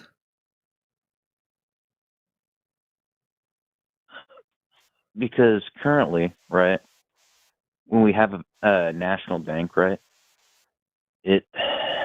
it lends out our money, right, and then creates interest off that lending, and it creates inflation that we don't Matthew, need. I don't know where we're going. My answer is going to be no billionaires. So whichever doesn't service the billionaires and does service the people, the participants, the co-op workers, that's going to be the answer. So Matthew, how do you feel about porn? Because we have a porn star here. Do you want to talk to her at all? Like it's right now, you're just setting me up. Why socialism better? All right, how do you feel about porn? How do I feel about porn? It has negatively affected my life, and I've worked very hard to get away from it. Okay, and should that mean that it should be illegal? I think it should be more frowned upon. I think we should bring some level of shame back into society. I mean, okay. So there are lots of people who it's not harmed their lives at all. Let's say like a lot of people feel about gun ownership. Gun ownership has ruined a lot of people's lives, but we don't frown on gun ownership. I don't know. You say, Matthew, I own a gun, but see, that's a wait. Hold on, that's a whataboutism. Wait, I thought we were talking about porn, not guns. It's a direct metaphor. You're saying on the basis of it harming some people's lives, that should be the basis by which we should frown upon it more socially. And I'm asking, are you consistent? When it comes to gun ownership, do you frown on gun ownership because gun ownership has ruined a lot of people's lives? Irresponsible gun ownership has. That's why there's background checks and there's irresponsible porn use. All right, and also there are millions of responsible gun owners, and there's more guns in America than there are people. Responsible porn consumers. I like to compare it to alcohol, personally. Like when it comes, which isn't even like a better. It's not even like a better metaphor because alcohol is like actually more chemically addictive, rather than porn, which just becomes like a compulsion. But you know, alcohol is extremely addictive, and also it starts at a much younger age because people as early what is extremely addictive? I said porn is much more addictive, and people start way earlier. That's an assertion not based on data, just so you know. Porn addiction has been debunked a lot. You can become habitually addicted to basically anything that causes a dopamine release, but the porn addiction that religious people bring up is a myth. What sort of porn addiction are you talking about? I'm talking about addiction is addiction. Like, okay. Well, addiction, when you're talking about an addiction like heroin or alcohol, those are chemical addictions. They're not behavioral addictions. Whereas porn addiction can only be found in not even really the food category, because obesity has a genetic predisposition to it, though you could say that certain genetic predispositions can make you more likely to even engage in other habitual types of addictions. But it is not in the same category as drugs, alcohol. It is, however, in the same category as things that are more recreational that you can find yourself hooked on, but it isn't even universal. Not everybody has to eat the whole sleeve of Oreos. I also just want to mention real quick the part about how you start at a younger age. That is not porn's fault. That comes down to the responsibilities of the parents to make sure that their kid is not looking at that kind of stuff, because as I've been saying for a while now, the internet is not a guardian. So there are resources linked at the bottom.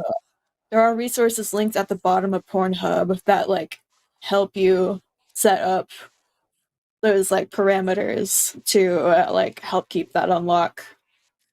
Yeah, don't give your kids the internet. Let's start there. Unless you're like with them at 10 years old, don't just give a kid the internet. Are you kidding? All the information in the entire world, they're not ready for it. I completely agree with you. I do completely agree with you. But what I'm saying is the fact is that a ton of parents have made a terrible decision of giving their kid the internet. And the fact is that a bunch of kids. So whose fault is that? Is that porn's fault, or is that the parents' fault? It's both faults. They're both responsible. Matthew, a lot of parents have made the mistake of letting their kids at McDonald's anytime they want to. Should McDonald's now be held liable for what the parents did, or should the parents be?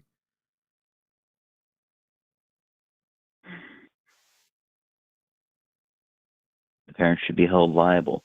What I'm not saying ban porn. Okay, So I'm not talking about like Pornhub, okay? Like if you're over 18 and you want to go watch some porn, it's a free country, all right? However, porn is a very shady industry and is often linked with human trafficking. Are you going to disagree with that? I just want to interject real quick. So is Hollywood.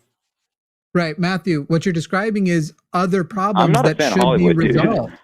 Matthew, we're saying other problems but that you're should be dodging resolved. the No point, one here aren't is you? pro-human trafficking. In fact, you said, I don't mean Pornhub. Pornhub's policies, they've found that there's actually easy policies you can put into place that reduce human trafficking. So if you want to have an anti-porn conversation, sure.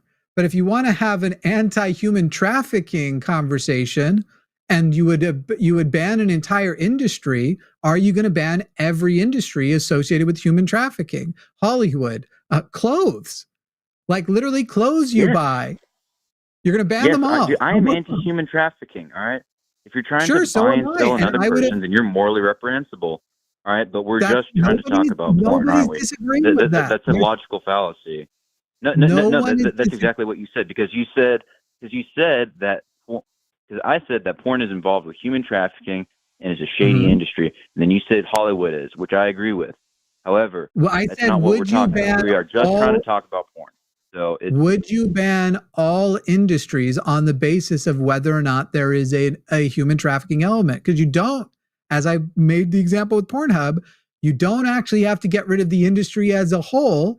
You can put up regulations to the point that everything gets reduced down an incredible amount. Prostitution, for example, has a lot of human trafficking, except for if you put into place anti-pimping laws.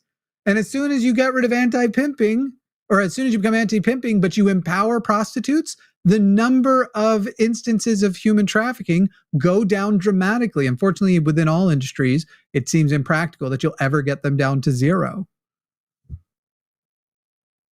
Is it empowering to objectify women? If the woman is consenting to it, for sure. Because I want to talk to the actual porn actress right now, if that's cool. Yeah, what's up? So, in your line of work, do you ever feel objectified, like you are a commodity? Because Not you really. do solicit yourself, right? But you're soliciting yourself, correct? Okay, so then someone pays for a picture of you on OnlyFans, right? Like, yeah. Okay, so like you're chatting with someone, right? They're saying, hey, show me this, show me that, right? And then you're like, okay, yeah. $14, $20, $40, right? So then you've done them so then you've done a service, right? Yeah. Right, and they've paid for that service. So what was the service in that situation? What was the commodity? What was traded for money? A custom image of porn of me. What's your point? Right. Well, that's your body, which means that you just solicited your body, right? Which means for sure. Matthew, I hope that you're getting somewhere, because right now you don't realize, Matthew, somehow you don't realize you could be asking these questions to someone who works at McDonald's, and the answers would all be like, I was just about to ask you, Matthew, what do you do for work, if you don't mind me asking? I drive a forklift. Okay, so does you driving that forklift, like, is that not selling your body as well, doing that manual labor? Yeah, it is. Do you feel trading my time for my labor? Matthew? Hey, Matthew, do you ever feel commodified or objectified by your job, as though you are more of a cog than a person? I have a pretty good work culture, but sometimes. So it's okay to be a cog. It's okay to be objectified if you consent to it. All right. So the point that I was trying to get to, right, was whether or not objectifying women is empowering, right? So if she is objectifying herself, Matthew, she's already answered. as long as there's consent, it is positive.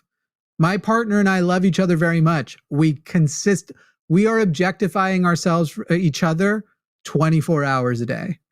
And we find that to be a very positive part of our relationship. Okay. My partner will come and look at me like I am meat, and I love it. Are we not in love? Because sometimes she's just thinking about that's unfortunate. Why?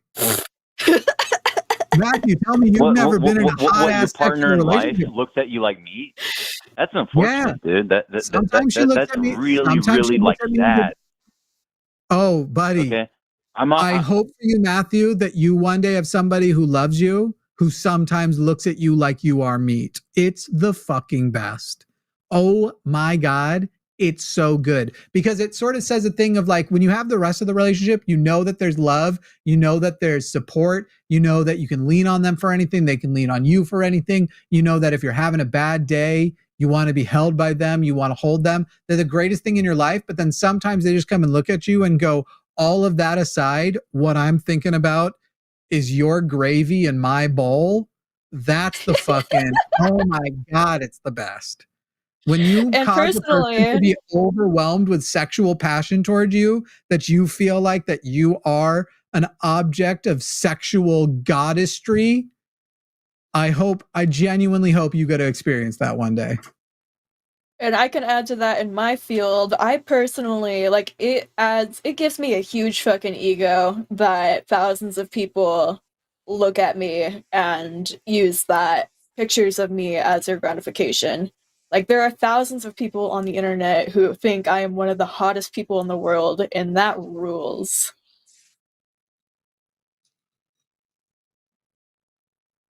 All right. Does it ever bother him that everyone kind of gets a slice of that pie, so to speak? Who's bother him? Who? That it's not that it's not just for him. That it's not an exclusive relationship. Who's him? No. Dude, I've been talking to. Me? Adalind and I are not dating. Are you under the impression Adalind is my partner? As far as I know, Adalind never looked at me like meat. It's fine if I've been telling people I've been waiting my whole life to be objectified. Like, the whole audience is welcome to look at me like meat. It feels very nice. But I don't know. Are you asking Adalind if Adalind had a partner? Would the partner be okay with it? Because again, you're not, even if that is the question, and let's say the partner, Adalind's partner hated it, that would not be a referendum. There's a certain chair in a hotel designed for that partner. There's no, if that's what they're into. Some people are adults, Matthew, and they can separate all of that and go like, look, that's just not how I feel about it. My experience with sex, their experience. Some people are polyamorous. Some people like just aren't what you were raised with as normal and what are you we talking feel? about poly people now? Well, sure, I am polyamorous. How do you need six people? How do you need like 4 to 6 people to replicate the affection of 2 people in a normal relationship? That's insane. Well, personally, I'm actually single right now.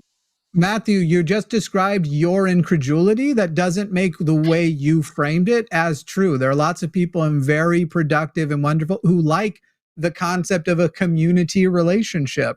Your understanding of polyamory and it being insane to you based on you were raised a certain way and the Catholic model for relationships are the only things, like you're still in the religion that can't imagine 2 dudes being like, I still like another guy's hole. So your incredulity over polyamory isn't exactly shocking, nor does it actually describe what polyamory is like. I would also like to add that polyamory, or at least non-monogamy. Okay, I want to talk about how non-monogamy in general is not a new concept. It was actually pretty common to have, it still is in other cultures, but before colonizers took over America, it was pretty common for indigenous people to have multiple partners. I don't remember the country, but there's this woman I follow on Instagram who's from a country in Africa where even to this day it's pretty normal to have multiple male partners. So non-monogamy is not a new concept. It's just that monogamy is also kept our species alive. This So is is true. Africa Yeah. the model of feminism now, like the DRC, the rape capital of the world? Is that Hey, what our model is for?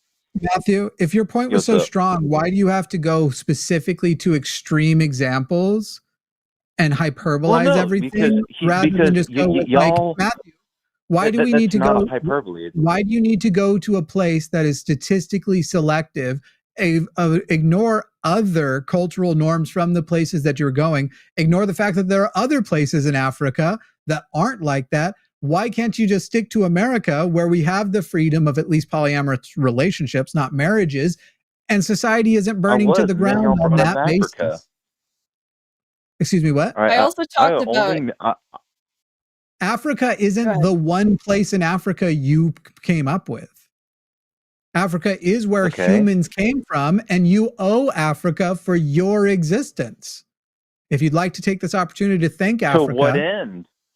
To what end? All of humanity came from Africa. All of it. All right. Including your Christ, allegedly. That's a huge whataboutism. All right?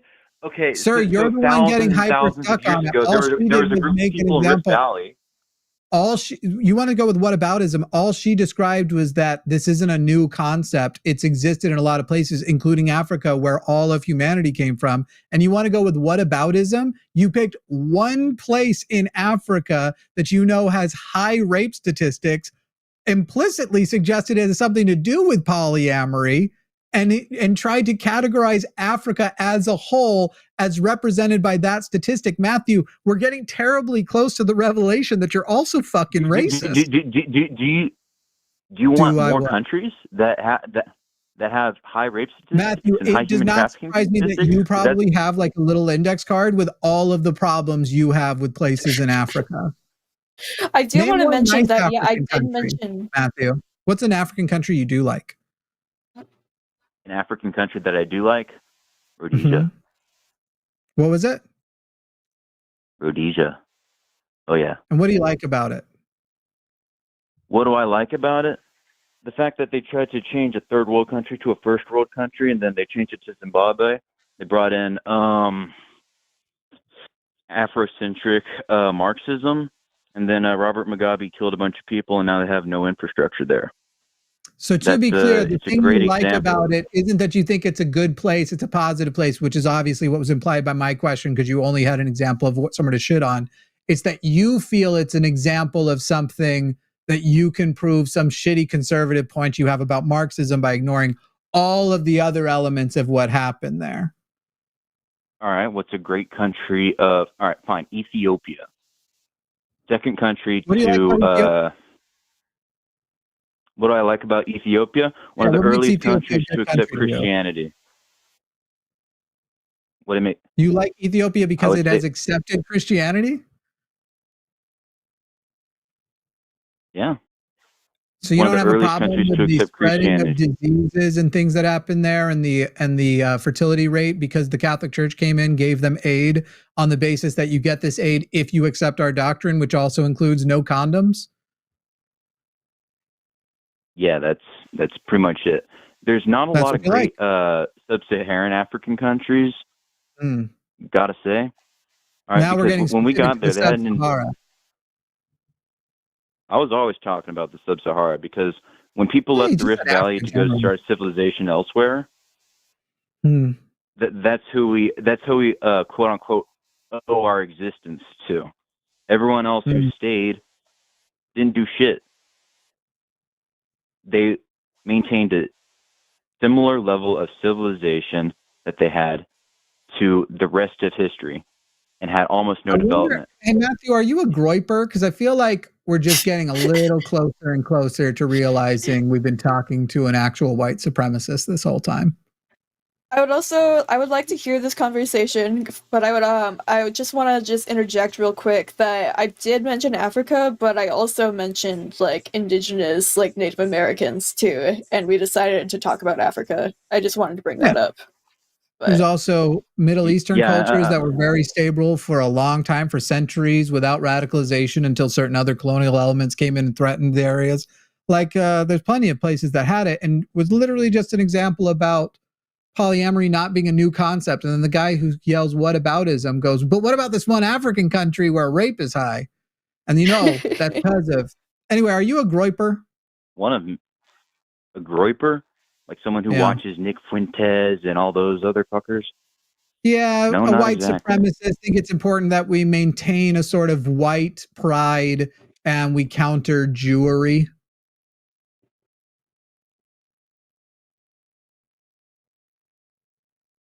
That's a long silence after should we keep white pride and counter Jewry? White pride?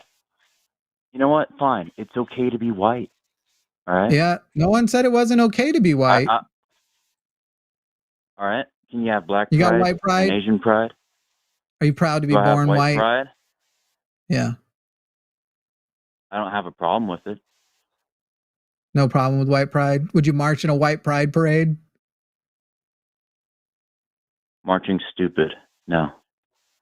Marching is generally stupid. Speaking. You like the Constitution that emphasizes the right to protest because of its importance? On the basis of race, like BLM marching, is that going to be any more effective than a white pride march or Stop Asian Hate or anything like that? You're right. I don't think a white pride march would be as effective as a BLM or Stop Asian Hate Pride because generally a march is going to be effective in response to oppression. Yeah, I thought we were talking. What were we even talking about before we got into this whole fucking rant? Am I a white supremacist? No, I'm not. Okay, cool. What's your favorite race? My favorite race? Yeah. My favorite race. The toss-up between Asians and whites. Oh, gotcha. Between Asians and whites. Not a white supremacist, all right, but literally going with the talking point of like, whites are better than everyone except Asians. But that's cool. I was going to say the Boston Marathon. Matthew, you have a lovely rest of your evening. We have some other calls lined up. I hope you get what you want the most for the end of the year, which is clearly a white Christmas. Have a fun one, Matthew. All right, man. Oh my God. See, here's the thing, guys. There are lines, and I can read between them. That was one of the best things I've ever witnessed. What's your favorite race? The Boston Marathon. Yeah. Somebody said, let me go back and find it. At one point, somebody in chat said Jimmy is right now or Adalind, but they said Adalind. I think it's back too far back in the chat. Is right now realizing Jimmy is an idiot. And I wanted to know upon what... Hey, if you wrote that in the chat, will you just follow up with why you think that happened? I hope you're right. She should stop lowering herself to this.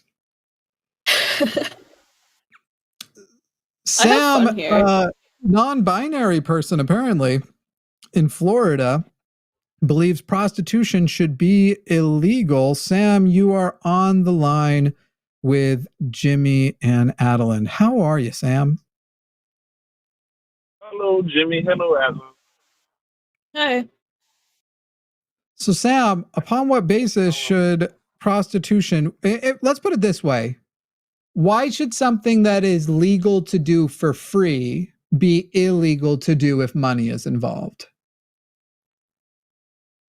Because when money is involved, it becomes unhealthy. Why? It becomes what?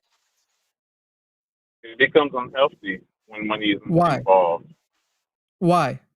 Well, I could be wrong about why sex work is in demand, but I'm pretty sure I'm remembering this when you're... Why sex work is what? Is in demand. Why is something where people have demand for it? Oh yeah, because sex is fun. That's why. Yeah, I was trying to go off of something I heard on one of your previous shows that was saying about what if a guy's out of town and he doesn't really have time to go on some dating apps, Yeah, or what if he has a kink? Yeah, but he has a kink, he wants to, whatever, yeah. Who cares what the reason So is? As long as you're not like, abusing or harming somebody else, you're not cheating. Those are different issues with society.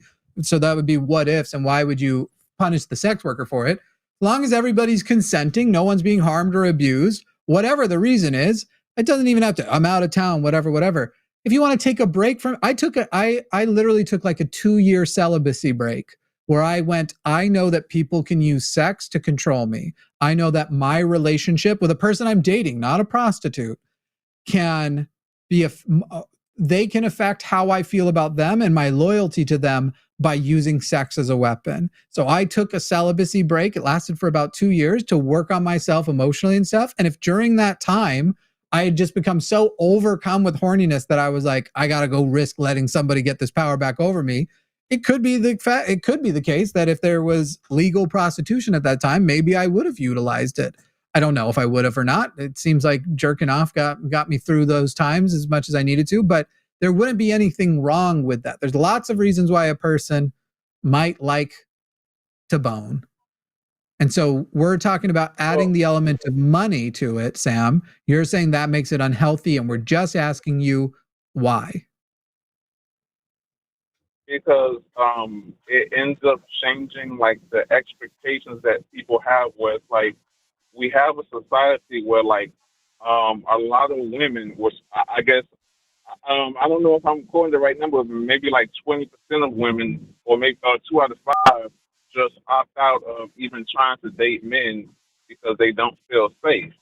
And when you have a society where people are able to go to sex workers to have their, you know, kink fantasies fulfilled, like it kind of perpetuates for those kinks to get nastier to where the general population are just kind of like, oh wow, these men are into this nasty stuff. I kind of don't want to be around them. I don't feel safe around them.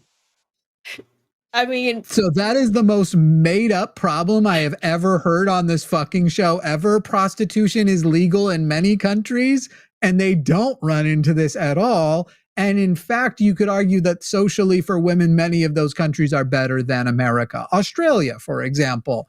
So, you know, I could make up a problem too, but that, like, you know, prostitution, the prostitutes could have knives. And so you could be stabbing people, and that would raise stabbing if that happens. Okay, well, I just made that up as a problem. So, Sam, do you want to go with a problem that's actually real and not just fully made up based on stats, based on info? Because you just fully made that one up. And doesn't even men not being able to wait for sex and men wanting extremely kinky things. Do we not? Do we have a what of those things? Did you say epidemic? What did you say? Not being able to wait for sex. Do we not have well, a problem with men not being able to wait? First of all, nobody is saying that children should be able to get prostitutes.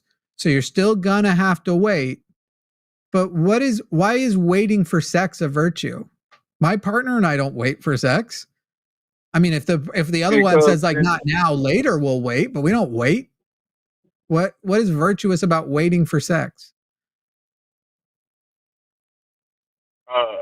Women like don't like men who like can't wait for sex. Some women don't, and some. Oh man, Sam, I fucking can't believe no one's told you this, and I realize what just happened here, Sam, and it's gonna fucking wreck you. I'm sorry. I'm about to tell you some information that's not gonna sit well with you. Some women are horny fucking pervs. They're little fucking monsters that can't be satiated. Some of them are so fucking horny. And you know what's worse? Some of them have some of the most disgusting, dark, weird kinks I've ever fucking heard. Sam, I didn't know you didn't know that's how women pissed on. I would actually say my experience of men telling me what they're into, which is like in the buddy way, and guys aren't as worried, and women who just know me and so I'm a safe space. I would actually say the Overton window, as far as extremity of kinks, at least communicated, a larger percentage of women are into more things you would call kinks, more things outside the norm of vanilla than the number of men who are.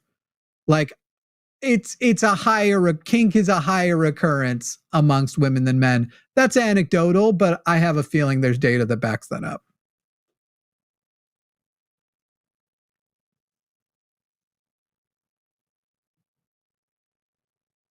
No comment. All right, we're polling the chat. We're polling the chat real quick. Hang on. What's that? I'm sorry for what's the word? Succeed? People in chat. I'm sorry that we only have 4 options, so we're going to have to do men, women. I'm sorry. There's going to be. Do you have a kink considered outside of the norm? And then we're going to do yes, I'm a woman. No, I'm a woman. Yes, I'm a man. No, I'm a man. And we're going to have to proportionally adjust these because there are likely more men in the live chat in the first place. So basically we will have to adjust for the populations where we just look at the women comparing to each other and the men comparing to each other. And so we'll just have to see what percentage. You can kind of do it by how big the difference is between the bars. So like so far, the difference between the men and the women, roughly 2-to-1, the men have a kink considered outside of the norm, 2-to-1. Whereas the women who are here, it's like 8-to-1. For every one woman who says, let's see, right now it's down to like 5-to-1. 5-to-1, 5 times as many women than don't, but only double. So this is very informal. We're only up to 290 votes so far, but Jesus Christ, Sam, I think there may be some understandings of the dynamic of men, women, and sex that you may have missed out on. How old are you, Sam? I would prefer not to embarrass myself more. Sorry, what? I would prefer not to embarrass myself more. I feel you. Yeah, it's all good. It's all good. The norm is a concept. For all the people saying the norm, the norm is a concept. What does society, a kink outside the norm would be a kink that's most people in society would be like, oh damn. All right. A non-vanilla at the very least. You know, we're talking. And by the way, I'm not going to, hey, Luthien, if you'll just text me which one you answered, like I don't know. And yeah. Anyway, Sam, it's again, this comes down to everything you've described. We could do a parallel example for porn. Should porn be illegal, Sam? Oh, no. Should culinary indulgences be illegal? Good food? I thought you said culinary. I'm like, are you talking about eating legal, Yeah, I get it, Sam. There are times where I wish the government would have stopped me from stuffing my face, but it doesn't mean that's the solution. And when it comes to sex and prostitution, you know, sometimes you should just stuff your face. Do you have any questions for the porn star? Go ahead. What? Oh, I thought we had an overindulgence problem. And maybe we do, but that wouldn't mean make it. It's like we live in a society where people will be binge drinking at the exact same time every day and then die from alcoholism. But we don't even hold the bar responsible for not cutting that person off. There are bars who will accept unofficially AA chips for a free drink, right? That's the society we live in. And so starting with literally something. What's that? That's not the society that we should live in, though. Sure. Doesn't mean the government should be intervening. Doesn't mean it's good. Doesn't mean the government should be intervening. And when it comes to sex stuff, sex is not anywhere near that level. If Adalind lets a person come and visit her, but only for free if they give her like a Sex Addicts Anonymous thing, I would socially shame her and say that fucking sucks. But that's not what we're talking about here. Unless, of course, it was a person who was tricked into that for religious reasons, got sent somewhere because they have a quote unquote porn addiction, realized it was all bullshit, and then basically said for the meme, like, hey, do you want my sex? I just left basically straight conversion therapy to get me off of porn. You want to help me? That'd be so base. Do you want to help me detoxify?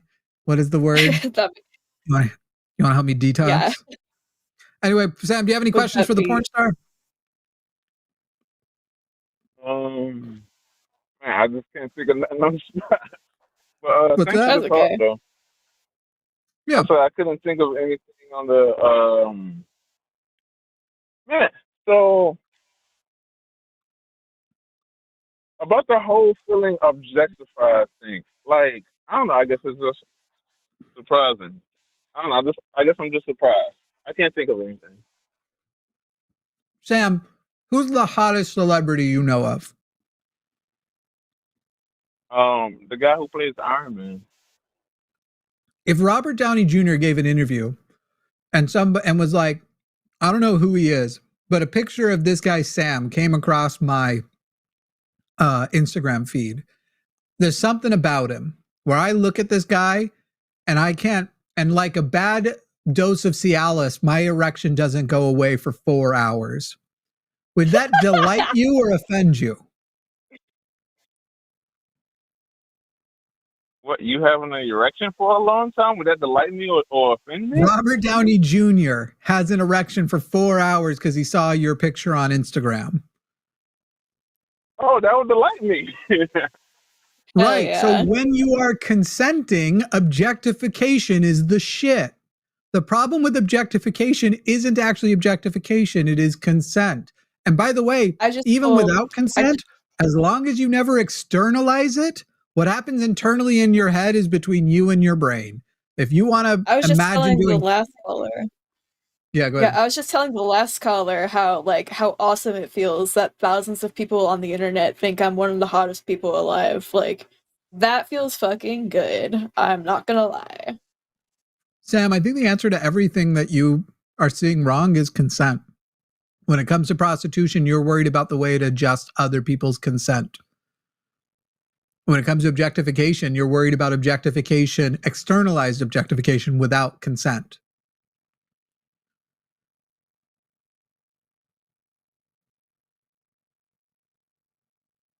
I'm not too sure what those words mean. Externalized. Just keep watching, Sam. I'm sure we'll talk about it more. But it's basically just, is consent simply means, is this what the person wants? Affirmatively, they want this, right? If Robert Downey Jr. came on and said that exact same thing about you on Instagram, instead of saying it about you, said it about somebody who he knows hates them and finds them repulsive, that would be a level of harassment. That would be doing it against their thing. There might not be anything necessarily illegal about it unless it was a repeated thing, but it would make him look shitty. If I don't know, who doesn't suck? If he had a pattern, if Emma Stone was like, I fucking hate that guy, Robert Downey Jr. sucks, and he's like, well, Emma Stone gives me boners all day long, that would be fucking shitty because he's like almost in your face saying, I don't care how you feel about me, I'm going to turn you into an object. But when it was you, you're like, fuck yeah. Yeah, but my worry is that if people have the environment to do that with some people, because they pay them, well then they might get into their mind that they could guarantee compliance from someone else and then be a nuisance to them. Sam, because you that can sounds go like a to them the problem. Sam, just because you can ask a waiter to bring food to you, when you go into the house with food, do you automatically assume you can ask anybody there to bring you food? I'm around some very nice people right now. So, Sam, to be honest, you're literally trying to say, I probably could here, but we're talking about you go to a random place, you don't know these people. Do you assume they're willing to cook for you a hamburger, French fries, and a soda and have you on your way? Or do we understand that something you do at a business doesn't mean you can do that other places, and that what you should do is have consenting relationships with people? And so At McDonald's, they're consenting to cook for you. Having that expectation of somebody else would be ridiculous.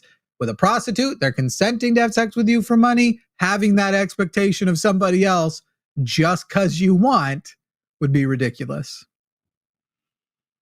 I know, I want French fries too, people. Yeah, but I think people will be ridiculous like that, though. That's like why I had the problem, because I think people will be ridiculous like that.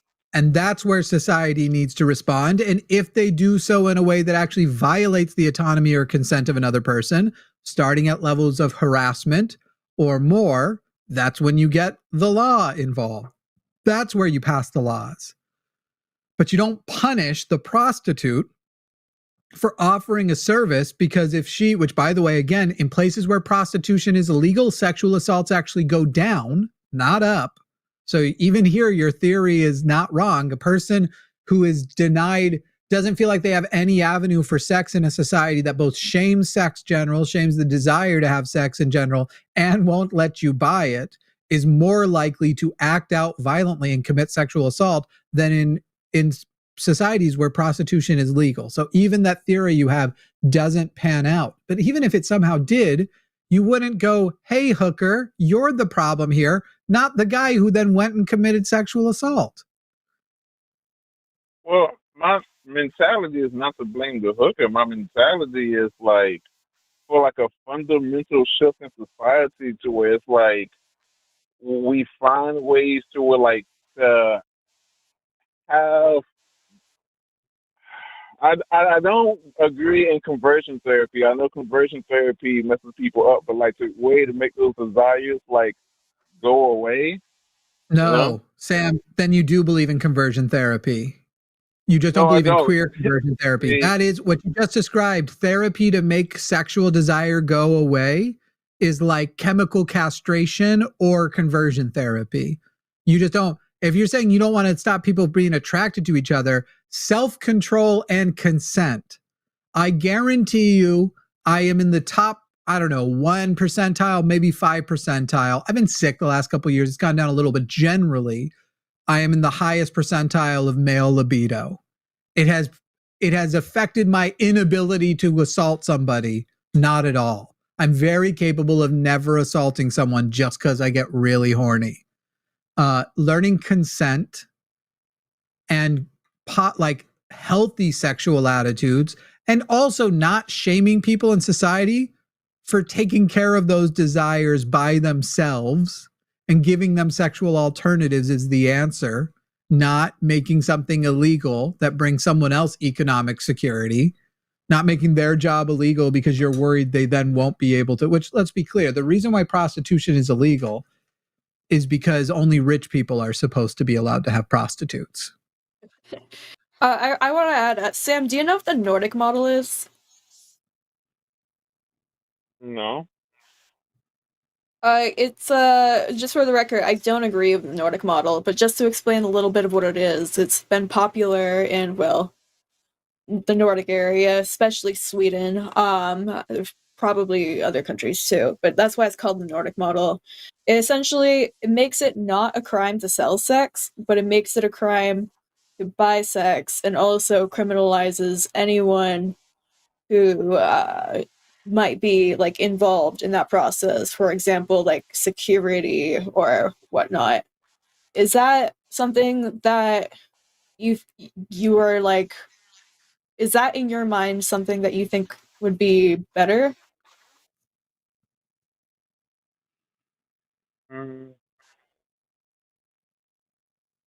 Like more of something like of changing it through culture rather than through like arresting people. Changing it through the culture to where like we make a concerted effort together to do away with that practice to where it's like it's not something that we like anymore. Like how currently we like consumerism. Like we must have these little shiny toys. So hey, we're gonna do capitalism where if we were just like, oh no, we're just spending time with my family, that's great. Well then So sorry to maybe cut we'll be communists you're just already. saying you just don't want people to want hookers? Yeah. Okay, and because of that, you think prostitution should be illegal? Well, like I said, it really shouldn't be handled by like arresting people because I know with our prison system in America, like we torture people. So I wouldn't want that. Like how I said, like however Sam, what if you Sam, don't however want where to we buy got a to get. hooker, you don't have to buy a hooker. yeah, It's no okay. shit.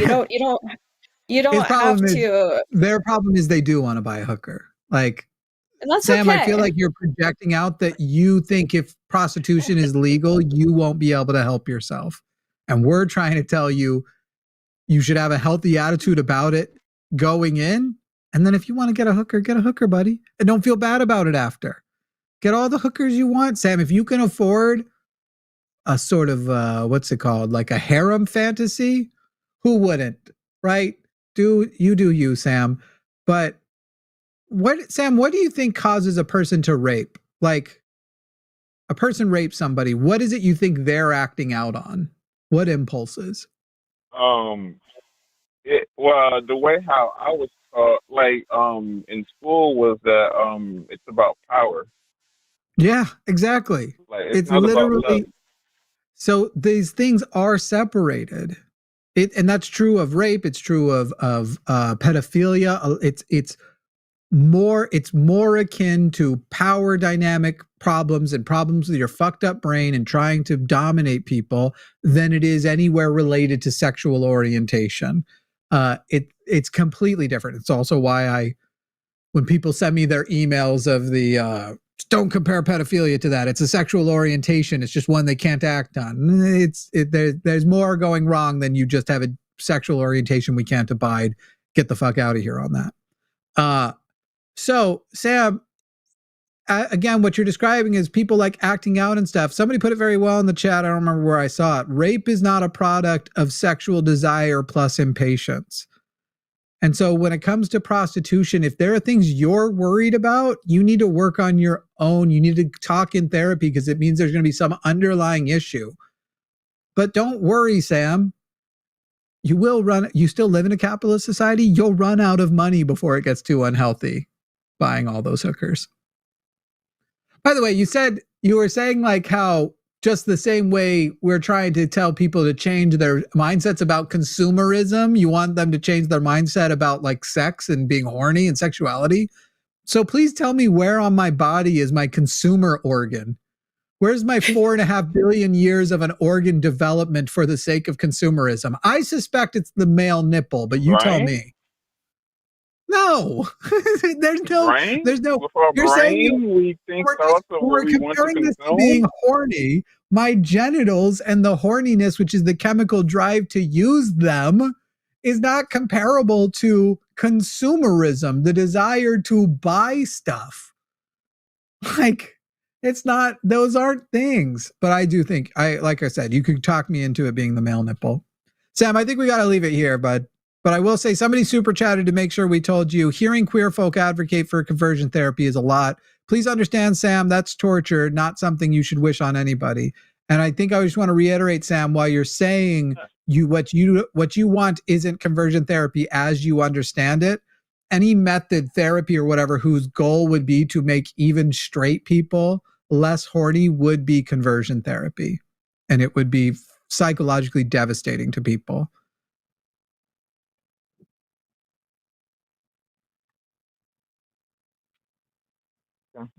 Yes, I agree that conversion therapy is torture.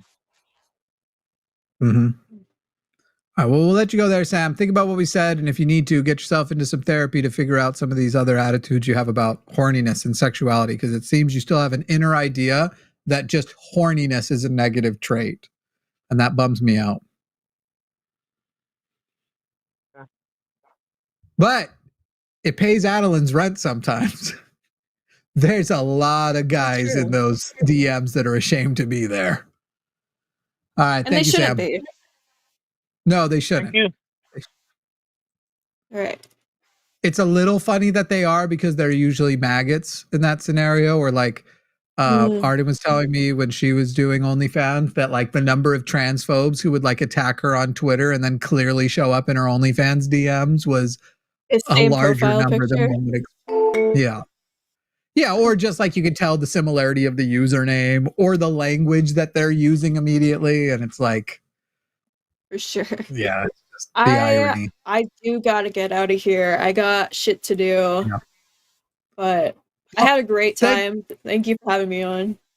Thank you for joining us. By the way, it ended at about 3-1, a little more than 3-1. Women were 3-1 more likely to say they have an out of the norm kink, whereas men were less than 2-1 more likely. So, do you know like your viewer stats too? Like, do we have a mostly male audience here, or that would make do you have enough time to find out?